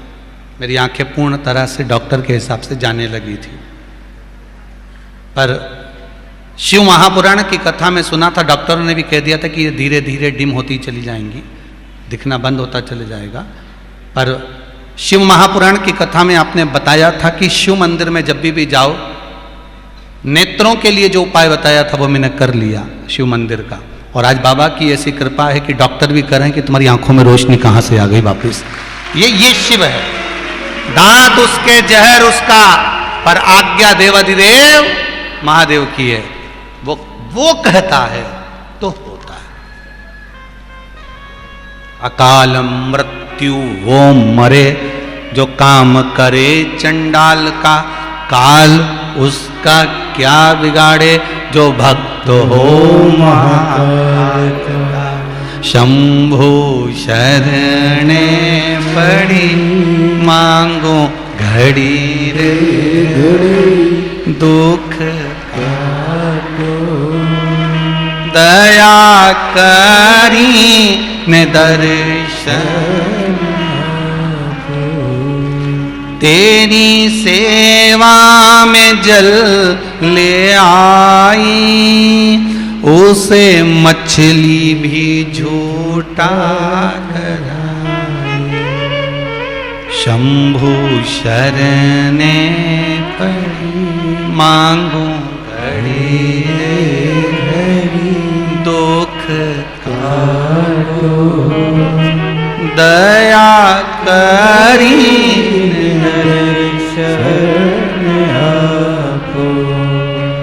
कुछ भी करे वो उसके ऊपर वो संभाल रहा है। बस एक बात हम तो इतनी सी जानते हैं कि अगर आप शंकर के एक बार हो गए ना, वो होए एक बार रजिस्ट्री तुम्हारे नाम की हो गई, ऊपर तुम्हारा सिग्नेचर और ठेंगा लग गया, अंगूठा, फिर तो कोई कुछ भी के आप अपन नाम हो गया, ये अपने नाम।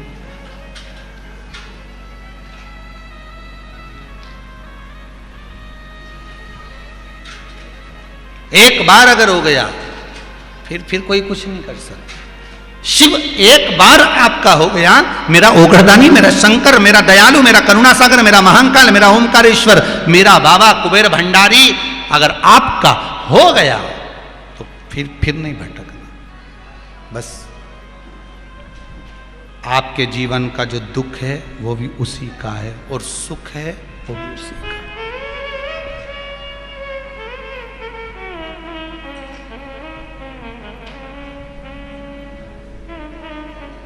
दुख भी उसका, सुख भी उसका।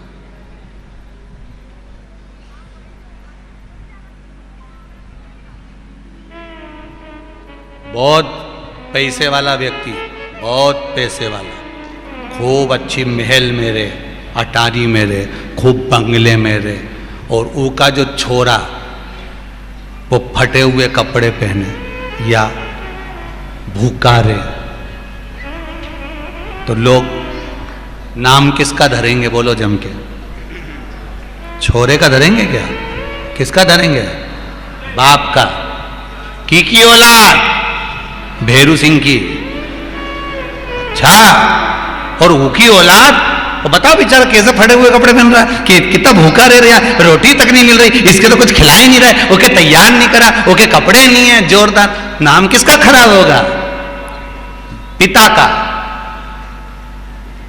एक बार आप अगर शंकर के हो गए और आपने कह दिया शिव मेरा बाप है, फिर थोड़ा सा भी दुख आया तो लोग क्या कहेंगे? खूब कथा सुनती थी शंकर जी की, अब दुख हो रही है। नाम तुम्हारा खराब नहीं होगा, नाम उसका खराब होगा। औलाद किसकी? भैरव सिंह की।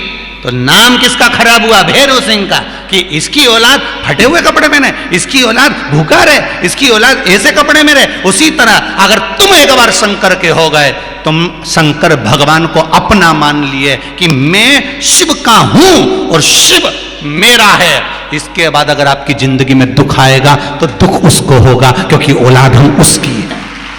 तकलीफ उसको होगी, नाम उसका होगा, उसने जन्म दिया।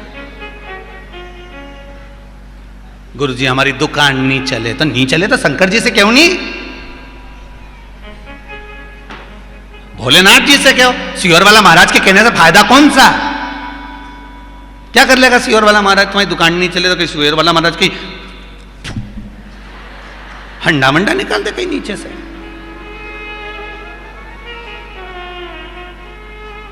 तुम तो कहो भोलेनाथ जी से कि बाबा हमने सुना है कथा में, शिव महापुराण में, वो सियोर वाला महाराज बहुत छाती ठोक ठोक के कि जरा सा दुख आए ने शंकर जी की याद करो, जरा सी कोई बात हो तो शिव जी की याद करो, जरा सा कोई क्रम हो जाए तो श्री शिवाय नमस्तुभ्यम जपो। थोड़ा सा दुख आए शंकर जी का भजन करो, थोड़ी सी तकलीफ आए शिव जी का भजन करो। हमने सुना है कथा में, इसलिए हम आपको पुकार रहे हैं। अब दुकान नहीं चले तो तुम्हें चलवाना। शंकर जी बोले हम काय को चलाएं? भोलेनाथ जी आप ही के पास तो सब कुछ चलता है। वो बहुत अच्छा 50 का नोट बहुत अच्छा 10 का नोट, बहुत अच्छा 20 का नोट, बहुत अच्छा 500 का नोट तो कहीं पे भी चल जाए, पर जिस नोट को गुरुड़ मुरुड़ कर दिया हो, उसमें कहीं ना कहीं फाड़ दिया हो, जल गया हो, कहीं से कुछ लग गया हो, ऐसा गलेला फटेला कहाँ चढ़ता है? मंदिर में चढ़ता है? चढ़ता है? बोलो तो सही, आरती में चढ़े कि नहीं चढ़े? तो कोई से पूछो कि भैया किराने की दुकान पे तो उसको 50 का नोट अच्छा दिया, कपड़े की दुकान पे गए तो 100 का नोट अच्छा दिया, ने वहां गए तो 500 का नोट अच्छा दिया, पर भगवान के मंदिर में, ने चंदा में, ने दान में, ने शिव जी की कथा में, ने शंकर जी की आरती में ये फटेला नोट क्यों चढ़ा? बच्चे पूछ लें अपनी माँ से कि ये तुमने फटा हुआ नोट तुमने आरती में क्यों डाला? तो क्या बेटा ये कहीं नहीं चल रहा था, ये कहीं नहीं चल रहा था, इसलिए इसको भगवान शंकर की कथा में चढ़ा दिया। अब शंकर जी से पूछा कि ये इसने फटा चढ़ाया तुमको, तुम्हें दुख नहीं हुआ? शंकर जी बोले उसको भी मालूम है जो कहीं नहीं चले वो अपने पास ही चले, ये उनके भी मालूम है कि जो कहीं नहीं चलेगा वो हमारे पास चलेगा, इसलिए वो मेरे पास लेकर आया।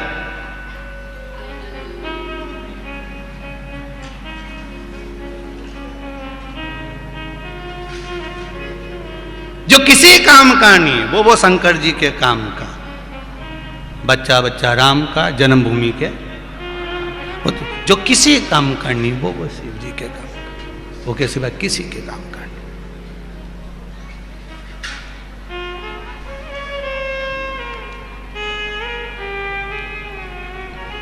अकल देने वाले बहुत मिलेंगे, तुमको भी बहुत अकल देंगे। क्या होता है लोटा भर के पानी चढ़ाने से? कहीं कहीं के लोग कहेंगे पत्थर पे दूध ढोलने से क्या होता है, कहीं कहीं के अकल देंगे बेलपत्री चढ़ाने से क्या होता है, कहीं कहीं के अकल देंगे काली मिर्च कहीं शंकर जी के चढ़े नहीं लगे, चढ़े कहीं शंकर जी को काली मिर्च चढ़ाने से क्या होता है, कोई कहे कि काली तिल्ली चढ़ाने से क्या होता है, कोई कहे कि बताओ धतूरा चढ़ाने से क्या होता है। तो उसको अपने को कुछ नहीं बोलना, वो पूछे आपसे प्रश्न करे, अपने को कोई उत्तर नहीं देना, कोई उत्तर नहीं। समझदार व्यक्ति उत्तर दे, पागला का भी उत्तर दे। अरे मुंडा से तो बोलो, तो अपन सब तो पागल। घर में दो तरह की बहू होती है, एक समझदार एक पागल। जो बहू समझदार होती है उसको पूरी शादी में काम करना पड़ता है, जो पगली होती है वो मेहंदी मेहंदी लगा के बफेट निपटाती है। दो तरह की बहू होती है। जो बहू समझदार होगी, मामा जी ने रोटी खाई कि नहीं खाई, बुआ जी आई कि नहीं आई, काका जी आया कि नहीं आया, चाचा जी आया कि नहीं आया, ने वो आया कि नहीं आया, उन्हें रोटी खाई कि नहीं खाई, और माता पूजने वो जाए, मंडप होने लगा और वो बेचारी ताला कुची लगाती फिरे। क्यों? क्योंकि समझदार। सास भी के मेरी बड़ी बहू बहुत समझदार, और छोटी वो तो पगली। तो जो पगली है वो सबसे पहले मेहंदी मेहंदी मंडा के वो तो गई। शादी में सबसे पहले पार्लर भी वही जा, 4 घंटा में आ, ऐसी बक्कल बुक्कुल लगा लोगों के। और बेचारी जो समझदार है ना, उसको तो साड़ी बदलने की भी फुर्सत नहीं मिले। बोलो सही है कि गलत है? जो समझदार है उसको साड़ी बदलने की भी फुर्सत नहीं मिले। तो ईमानदारी से बोलो, सास की रकम, सास की जायदाद जो समझदार है उसको ज्यादा मिलेगी क्या? तो फिर काहे को इतना काम करे? जब पगला के भी उतनी मिले, समझदार के भी उतनी मिले, तो अपन तो मीरा भाई जैसे हो जाओ। मैं तो चली वृंदावन राणा, मेरे तो भाग जगे तेरे महलों में आग लगे। अपन तो ये अच्छा जाओ, अपने कहीं करना। मीराबाई के लोग पागल कहते थे, ये तो बावरी है, पागल है, मीरा भाई रे बावरी। रामकृष्ण परमहंस जी को लोग पागल कहते थे, संत तुकाराम जी को लोग पागल कहते थे, नामदेव जी को लोग पागल कहते थे। भारत के जितने संत हुए लोगों ने उनको पागल ही तो कहा। और अभी भी लोग कहते हैं सीवर वाला महाराज के तो कथा बाचना नहीं आए तो पगला, और अपने कहीं नहीं जाए। पागलों के हॉस्पिटल भी बहुत कम होते रहे, ईमानदारी की बात है। एक तो आगरा में ही है, ग्वालियर और आगरा के बीच में पागलों का है। समझदार के तो खरगोन में भी ढेर सारा है। अभी हम कल वो यहाँ रघुवंशी जी क्या जा रहे थे, तो इधर से जाते जाते एक हॉस्पिटल का बैनर पड़ा था, वो ये ड्राइवर के मालूम होगा इनका, पाठक जी का। हमने उससे कहा भी था यहाँ हॉस्पिटल का बैनर लगा, तो एक हॉस्पिटल तो वही पढ़ लिया, और आगे देखो तो न जाने कितना खरगोन में हॉस्पिटल होगा। पर पूरे खरगोन में ढूंढ के बताओ पागल खाना है? एक ही है, वो भी 7 दिन के लिए लगा है कैंप।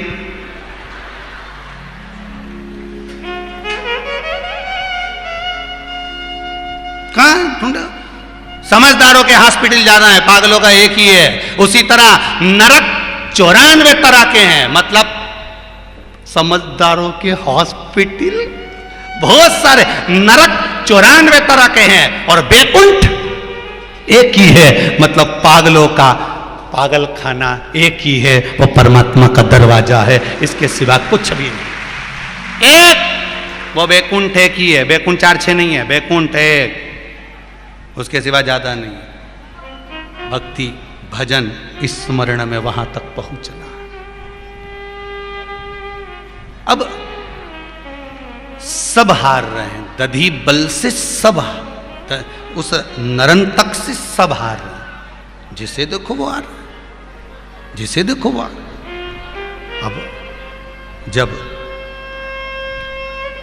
नरंतक से सब हारने लगे, सब हार रहे थे, लक्ष्मण जी ने आकर कहा इसमें तक क्या है, मैं भी देखूं। लक्ष्मण जी युद्ध करने के लिए गए, इधर नरंतक है तो उधर लक्ष्मण जी हैं, इधर शंकर का भगत है तो उधर शेषनाग है। नरंतक का बाल बांका नहीं, बाल बांका नहीं, वो नरंतक का। बहुत ऊंचे शब्द लक्ष्मण जी ने कह दिए राघव जी से, राम जी से, आप चिंता मत करो भैया, इस नरंतक को तो मैं जैसे ककड़ी भुट्टा के नहीं काटे ऐसे काट दूंगा, तुम चिंता मत करना। तुम क्यों चिंता करते हो? इसके तो मैं यूं काट दूंगा। शिव महापुराण की कथा कह दी है, कभी भी अपने जीवन में, अपने जीवन काल में अहंकार के संबोधन को ना करें। अहंकार में 3 गए, धन वैभव और वंश, ना मानो तो देख लो रावण कौरव और कंस, ये तीनों अहंकार में चले गए। जब व्यक्ति का अभिमान बढ़ता है तो उसको कुछ अच्छा नहीं लगता।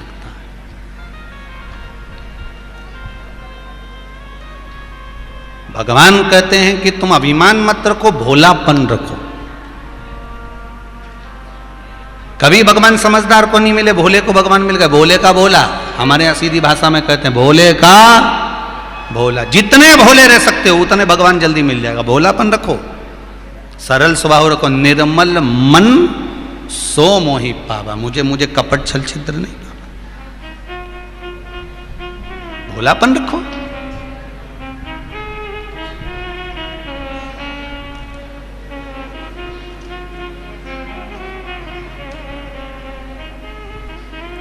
और मनुष्य का जितना भोलापन रहता है भगवान उसको बहुत प्रेम से रीझ जाता। भगवान उससे, जिसका भोलापन उससे भगवान रीझ जाता।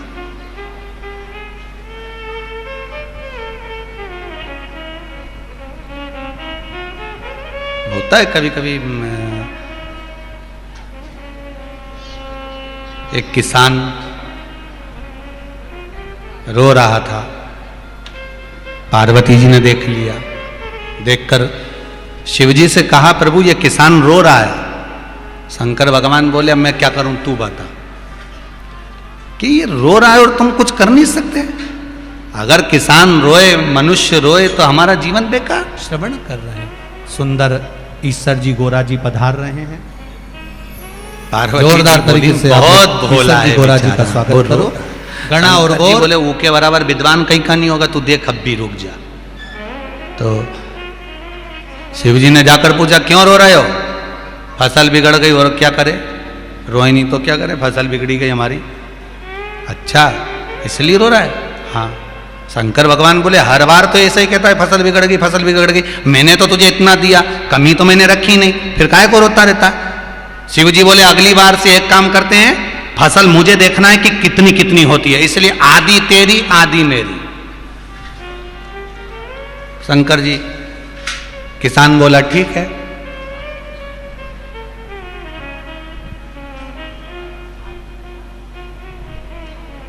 शंकर जी के साथ पार्वती जी थी।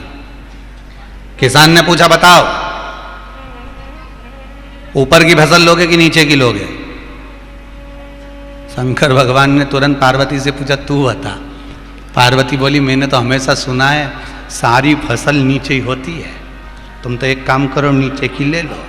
किसान चला तो गेहूं बो के आ गया, और गेहूं बो के आया, और जब गेहूं आया तो भगवान ने कहा काट ले, और उन्हें ऊपर ऊपर की काट के किसान ले गया। भगवान से कहा जड़ उखाड़। अब शंकर भगवान सारा फसल की जड़ निकाल के देखें तो उसमें कुछ भी नहीं। पार्वती जी बोली, अपने साथ तो बड़ा धोखा हो गया। शंकर भगवान बोले, तू ही कह रही थी बड़ा सीधा है,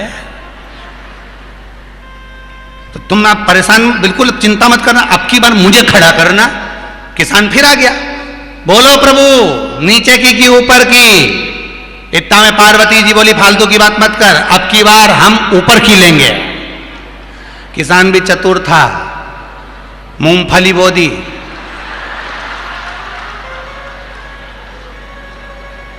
निका काटी ले जाओ, नीचे की ले गया।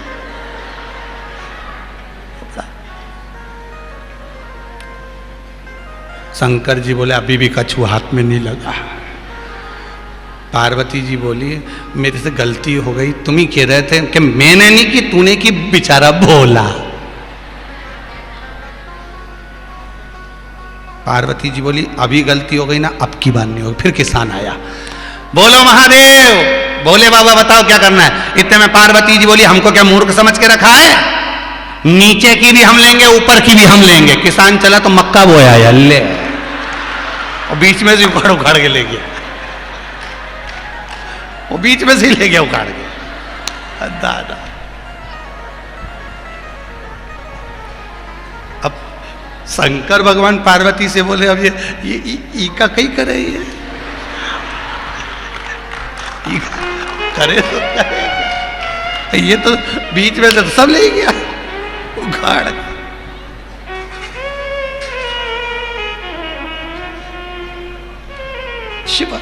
शिव है। शंकर जी फिर भी किसान पर प्रसन्न हो गए। किसान से कहा, मांग तुझे क्या चाहिए। किसान कहता है, भारत की भूमि पर जन्म लेने वाला कभी भूखा ना सोए, बस ये वर दे दीजिए। किसान कहता है, भारत की भूमि पर जन्म लेने वाला कभी भूखा ना सोए, ये वर दे दीजिए।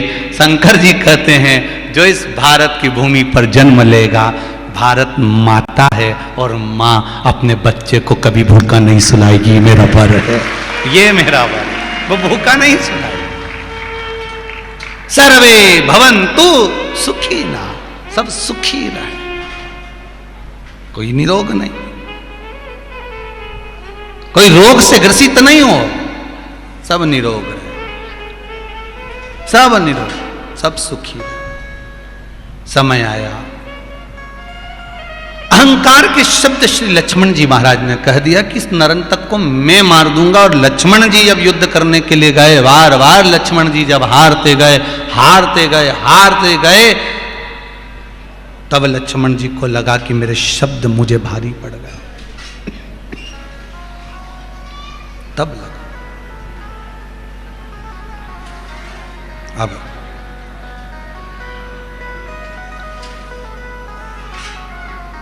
लक्ष्मण जी का अहंकार चले गए, अभिमान गया, और अभिमान जब गया तब लक्ष्मण जी को समझ में आया कि अपने से गलती हो गई। अब लक्ष्मण जी ने कहा कि मैं इस नरंतक को नहीं मार सकता। तब स्वयं अंगद ने आकर कहा कि काका जी, सुग्रीव जी से कहा, महाराज आप एक काम करो, अब अपने बेटे दधिबल को बुलाओ। दधिबल क्यों, किस लिए दधिबल को बुलाया जाए? तो कहा, जब किसी से काम नहीं होता महाराज, जब व्यक्ति संकट की घड़ी में पड़ जाता है, तब कोई सतगुरु, कोई भजन करने वाला, कोई धर्मात्मा, कोई पुण्यात्मा तुम्हारे यहाँ पांव रख दे, तो हो सकता है कि तुम्हारा मार्ग सुलभ हो जाए और जीवन सार्थक हो जाए। कोई भजन करने वाला। अभी कथा के शुरू में कहा था गुरु को और गोविंद को, गुरु को और परमात्मा को अगर आपने समय दिया है तो तुम्हारी दुख की घड़ी में गुरु भी खड़ा है, उसका मंत्र भी खड़ा है और वो गोविंद परमात्मा भी खड़ा है। समय अगर आपने दिया है, आपने 2 घंटा 3 अभी मौका मिलता है, कई बच्चे ऐसे रहते हैं, भाई गुरुजी आए हैं, चलो सेवा में लग जाओ, सेवा में लग जाओ। वो तो सेवा कर रहा है गुरुजी की, 2 घंटा 4 घंटा 6 घंटा 8 घंटा सेवा में लगा रहा है, पर उसने अपना कल्याण कर लिया कि गुरु सेवा में, परमात्मा की सेवा में, शिव सेवा में, भगवान की सेवा में। आज इतने सारे कार्यकर्ता, आज इतने लाखों पब्लिक को, अगर आप यहां बैठे हुए हो, इतनी पब्लिक अगर कथा श्रवण करने आ रही है और यहां कार्यकर्ता सेवा कर रहे हैं, कोई बिठाने की व्यवस्था कर रहा है, कोई बिछात की व्यवस्था कर रहा है, कोई पानी की व्यवस्था कर रहा है, कोई किसी चीज की व्यवस्था कर रहा है, तो तुमने सेवा करी, तो तुमने अगर अपना अच्छा समय अच्छे समय में भगवान को दिया है तो भगवान भी तो तुम्हारे लिए दौड़कर आने के लिए तैयार खड़ा मिलेगा। तुमने समय दिया इसलिए भगवान भी समय देगा।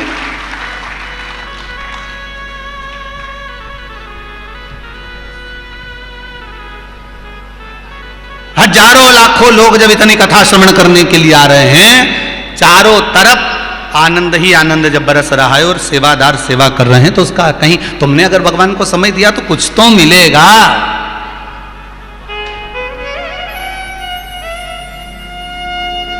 ये जितनी जो आगे बैठी है ना, ये बैरीगेट के जो पीछे की ओर आगे आगे बैठी है, इनसे समय पूछो जरा कितनी बजे की बैठी है, जरा कितनी बजे की बैठी हो रही जीजियों? सवेरे 7 बजे की।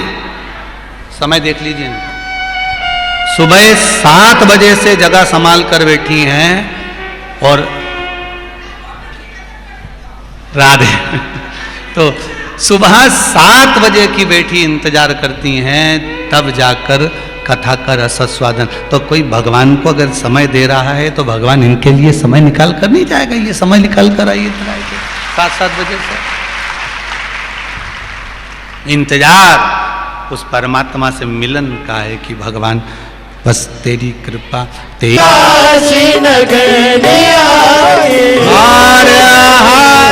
महादेव है। शिव कथा कह रही है महाराज, ओघड़दानी त्रिकालदर्शी कैलाशी अविनाशी की कथा कर रही है। लक्ष्मण जी का अभिमान टूटा, तब कहा गया, स्वयं अंगद कहते हैं कि काका श्री महाराज आप एक काम करो, आप बुलाओ दधिबल को, क्योंकि दधिबल की भक्ति बड़ी प्रबल थी महाराज। अगर भोले बाबा का सहारा न होता तो दुनिया में कोई हमारा न होता। अगर शिवजी ने कृपा करी है, शंकर की करुणा हुई है, अगर कोई भगत, कोई भगवत प्रेमी, कोई भजन में डूबने वाला, कोई शंकर की आराधना करने वाला, शिव स्मरण करने वाला, कोई भगवान की अविरल भक्ति को प्राप्त करने वाला, अगर उसका दर्शन, उसका आनंद, उसका स्मरण भी अगर हमको हो गया तो शायद सुख मिल जाए। ये रावण का पुत्र नरंतक मरेगा अगर दधिबल आ गया तो। किसको बुलाया है? दधिबल, दधिबल को बुलाया। एक बात बहुत अच्छे से ध्यान करिएगा, पहले भी कहा आज फिर कहते हैं, वैष्णव शिव महापुराण की कथा चल रही है। जीवन में अगर दुख घेर रहा है तो किसी सत्संगी, भजनावली, स्मरण करने वाले, कहीं शिव की आराधना में डूबने वाले सत्संग करो। एक प्रश्न, एक बहुत सुंदर पत्र भेजा है हुकुम चंद्र अर्झरे, दोंडवा जिला खरगोन से। कहीं बैठे हो तो हाथ हिला दीजिएगा।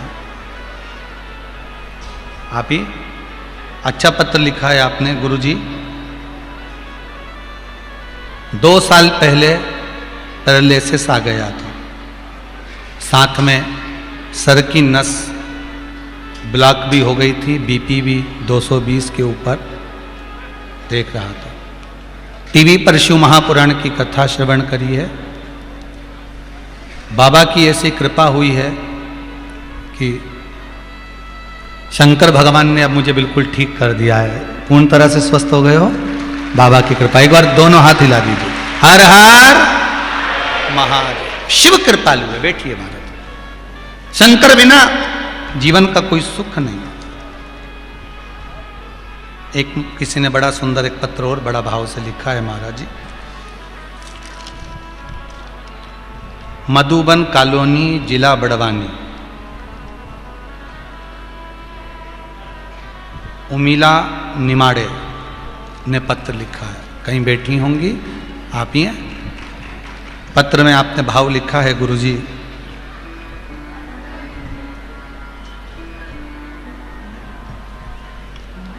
मुख में कुछ घाव हो गए थे, आपने पत्र में लिखा है, और इतने घाव हो गए थे कि ऐसा लग रहा था कि बड़ी बीमारी, कैंसर जैसा योग कुछ लग रहा था। कुछ डॉक्टरों के अनुसार ऐसा लग भी रहा था कि उनकी विचार सोच यही बोल रही है। पर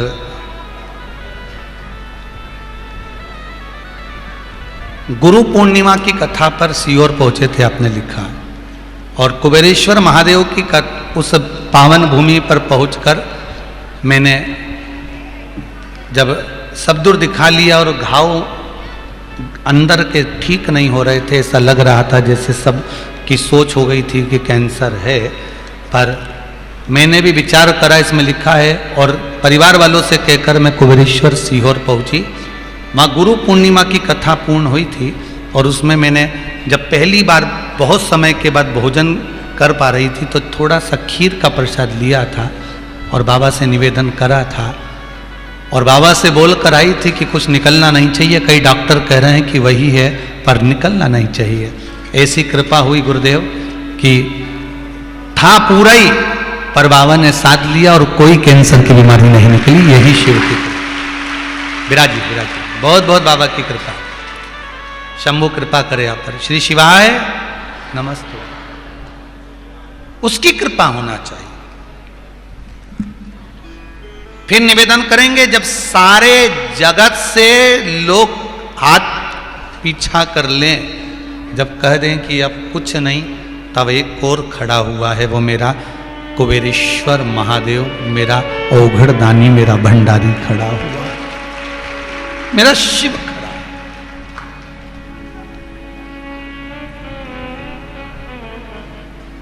शायद दुनिया में पहला मंदिर होगा कुबेरेश्वर महादेव का जिसमें अभी मूर्ति नहीं बैठी है, तो भी दुनिया भर के लोग वहां से केवल प्रार्थना कर कर जाते हैं और उनका काम हो जाता है। शायद दुनिया में पहला मंदिर होगा, नहीं तो लोग मूर्ति बैठने के बाद, प्राण प्रतिष्ठा के बाद आते हैं। पर पूरी दुनिया का पहला मंदिर है कुबेरेश्वर महादेव सीहोर का, कि जिसमें मूर्ति नहीं, अभी तो मंदिर बन रहा है। अभी तो ना तो वहां पर पूरा बना है, मंदिर बन रहा है। अभी तो वहां व्यवस्था भी, कल परसों से रोड का काम चालू हो रहा है। वो तो कहीं ये जो आप लोग थोड़ा थोड़ा जो दे रहे हो, इसमें जो कहीं किसी के दरवाजे जाकर मांगना नहीं है, ये नियम लिया था। ये व्यासपीठ से कह रहे हैं, विठलेश सेवा समिति की कोई रसीद किसी के दरवाजे पर जाकर नहीं कटेगी, किसी के दरवाजे पर जाकर मांगा नहीं जाएगा। ये व्यासपीठ हमारी, और हम व्यासपीठ के बाबा देवादिदेव महादेव के जो आप दे रहे हैं वो शंभू के शरण में है, शंभू के चरण में। इसलिए हम बार बार कहते हैं कि अगर कोई दान भी कर रहे हो ना, धर्म भी कर रहे हो, तो किसी ऐसे वैसे के हाथ में मत दे देना कि बाद में वो भगवान तक पहुंचे ही ना और गलत जगह पर लग जाए। सही जगह पर लगे। गाय, बेटी और लक्ष्मी हमेशा अच्छी जगह पर दो, अच्छी जगह लगाओ, सत्कर्म की। शिव पुराण कह रही है, शंकर की कथा कह रही है। कोई भजन करने वाले को पकड़ कर लाओ, तो भजन करने वाला क्या करेगा? भजन का जो बल होता है उस बल के आधार पर जब युद्ध होगा तो उस युद्ध का आनंद ही दूसरा होगा। हमारा हिंदू धर्म की एक रीत रही है, जब जब इस भारत की भूमि पर लोगों ने आक्रमण करा है, इस पर कब्जा करा है, तब तब इस राष्ट्र के जितने संत साधु शंकराचार्य आदि कादिक जितने भारत की भूमि के संत साधु हैं, ये आगे आकर खड़े हो गए और इन्होंने इस राष्ट्र को बचाने का प्रयास करा। भारत की भूमि के वो शंकराचार्य आगे आकर खड़े हो जाते हैं, चार पीठ के शंकराचार्य आगे आकर खड़े हो जाते हैं। भारत की भूमि के संत साधु सन्यासी आगे आकर खड़े हो जाते हैं और राष्ट्र को बचाने के लिए प्रयास करते हैं। जब कहीं ऐसा लगता है तो महाराज बुलाया दधिबल को। दधिबल ने आकर कहा, पिताजी मुझे बुलाया क्यों? मैं तो भजन में लगा था, किस लिए बुलाया गया? तो कि बस ये नरंतक है ना, रावण का पुत्र, इसके साथ में युद्ध करना है। दधिबल बोला, मैं युद्ध करके क्या करूंगा? मैं युद्ध करके करूंगा क्या?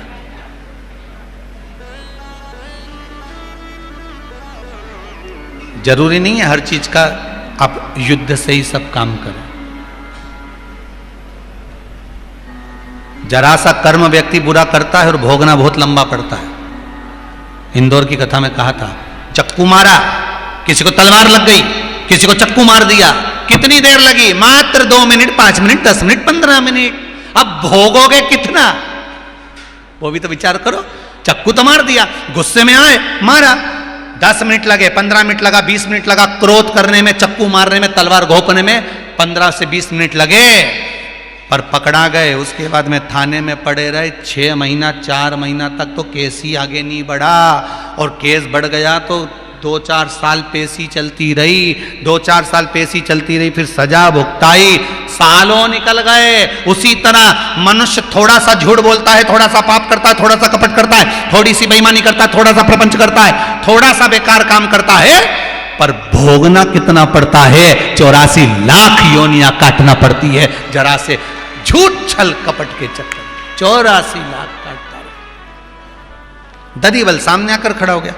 जैसे ही दधिबल सामने आकर खड़ा हुआ, और जो दधिबल सामने आकर खड़ा हुआ और जो नरंतक का मुख देखा, नरंतक को वर था कि 1000 बार जिसने मेरा शिव आराधना करते समय मुख देखा हो वही मारे।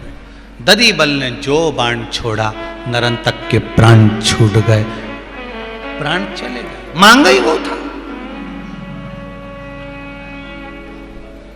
भक्ति में डूबने वाला, भजन करने वाला, स्मरण करने वाला। हम क्यों कहते हैं कि गुरु के चरण छुओ? हम क्यों कहते हैं गुरु को प्रणाम करो, गुरु का मुख देख लो? माता पिता के चरण छुओ, माता पिता का मुख देख लो। घर के बुजुर्ग के चरण छुओ, घर के बुजुर्ग का मुख देख लो। भगवान के चरण छुओ, भगवान का मुख देख लो। क्यों कहते हैं? दर्शन से क्या मिलता है?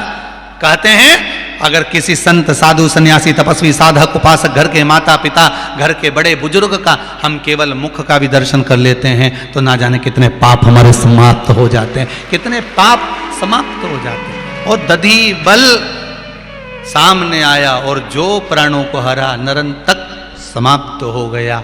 ये है परम भगवदीय वैष्णव दधिबल की कथा। ये थी सुग्रीव के बेटे की कथा। बाली के बेटे की तो तुमने खूब सुनी रामायण में, अंगद की। पांव जमाया या युद्ध लड़ा, सेतु बनवाने में हेल्प करी, ये तो अंगद की कथा थी। पर मुझे नहीं लगता कि अभी तक खरगोन वालों ने कभी सुग्रीव के बेटे की कथा सुनी हो। और यहां तक मुझे ज्ञात होगा कि जितने आस्था चैनल पर सुन रहे हैं इनको भी स्मरण नहीं होगा कि सुग्रीव का भी बेटा होगा, और जो परम भगवदीय वैष्णव होगा, परम भगवदीय जो वैष्णव होगा, उसकी साधारण नहीं है महाराज। आगे वर्णन आया, दधिबल के द्वारा नरंतक के प्राण छूटे, आनंद समाहित हुआ। इधर भगवान शिव के द्वारा तारकासुर को मारने के लिए स्वयं कार्तिकेय बाबा का प्रागट्य हुआ, तारकासुर समाप्त हुआ।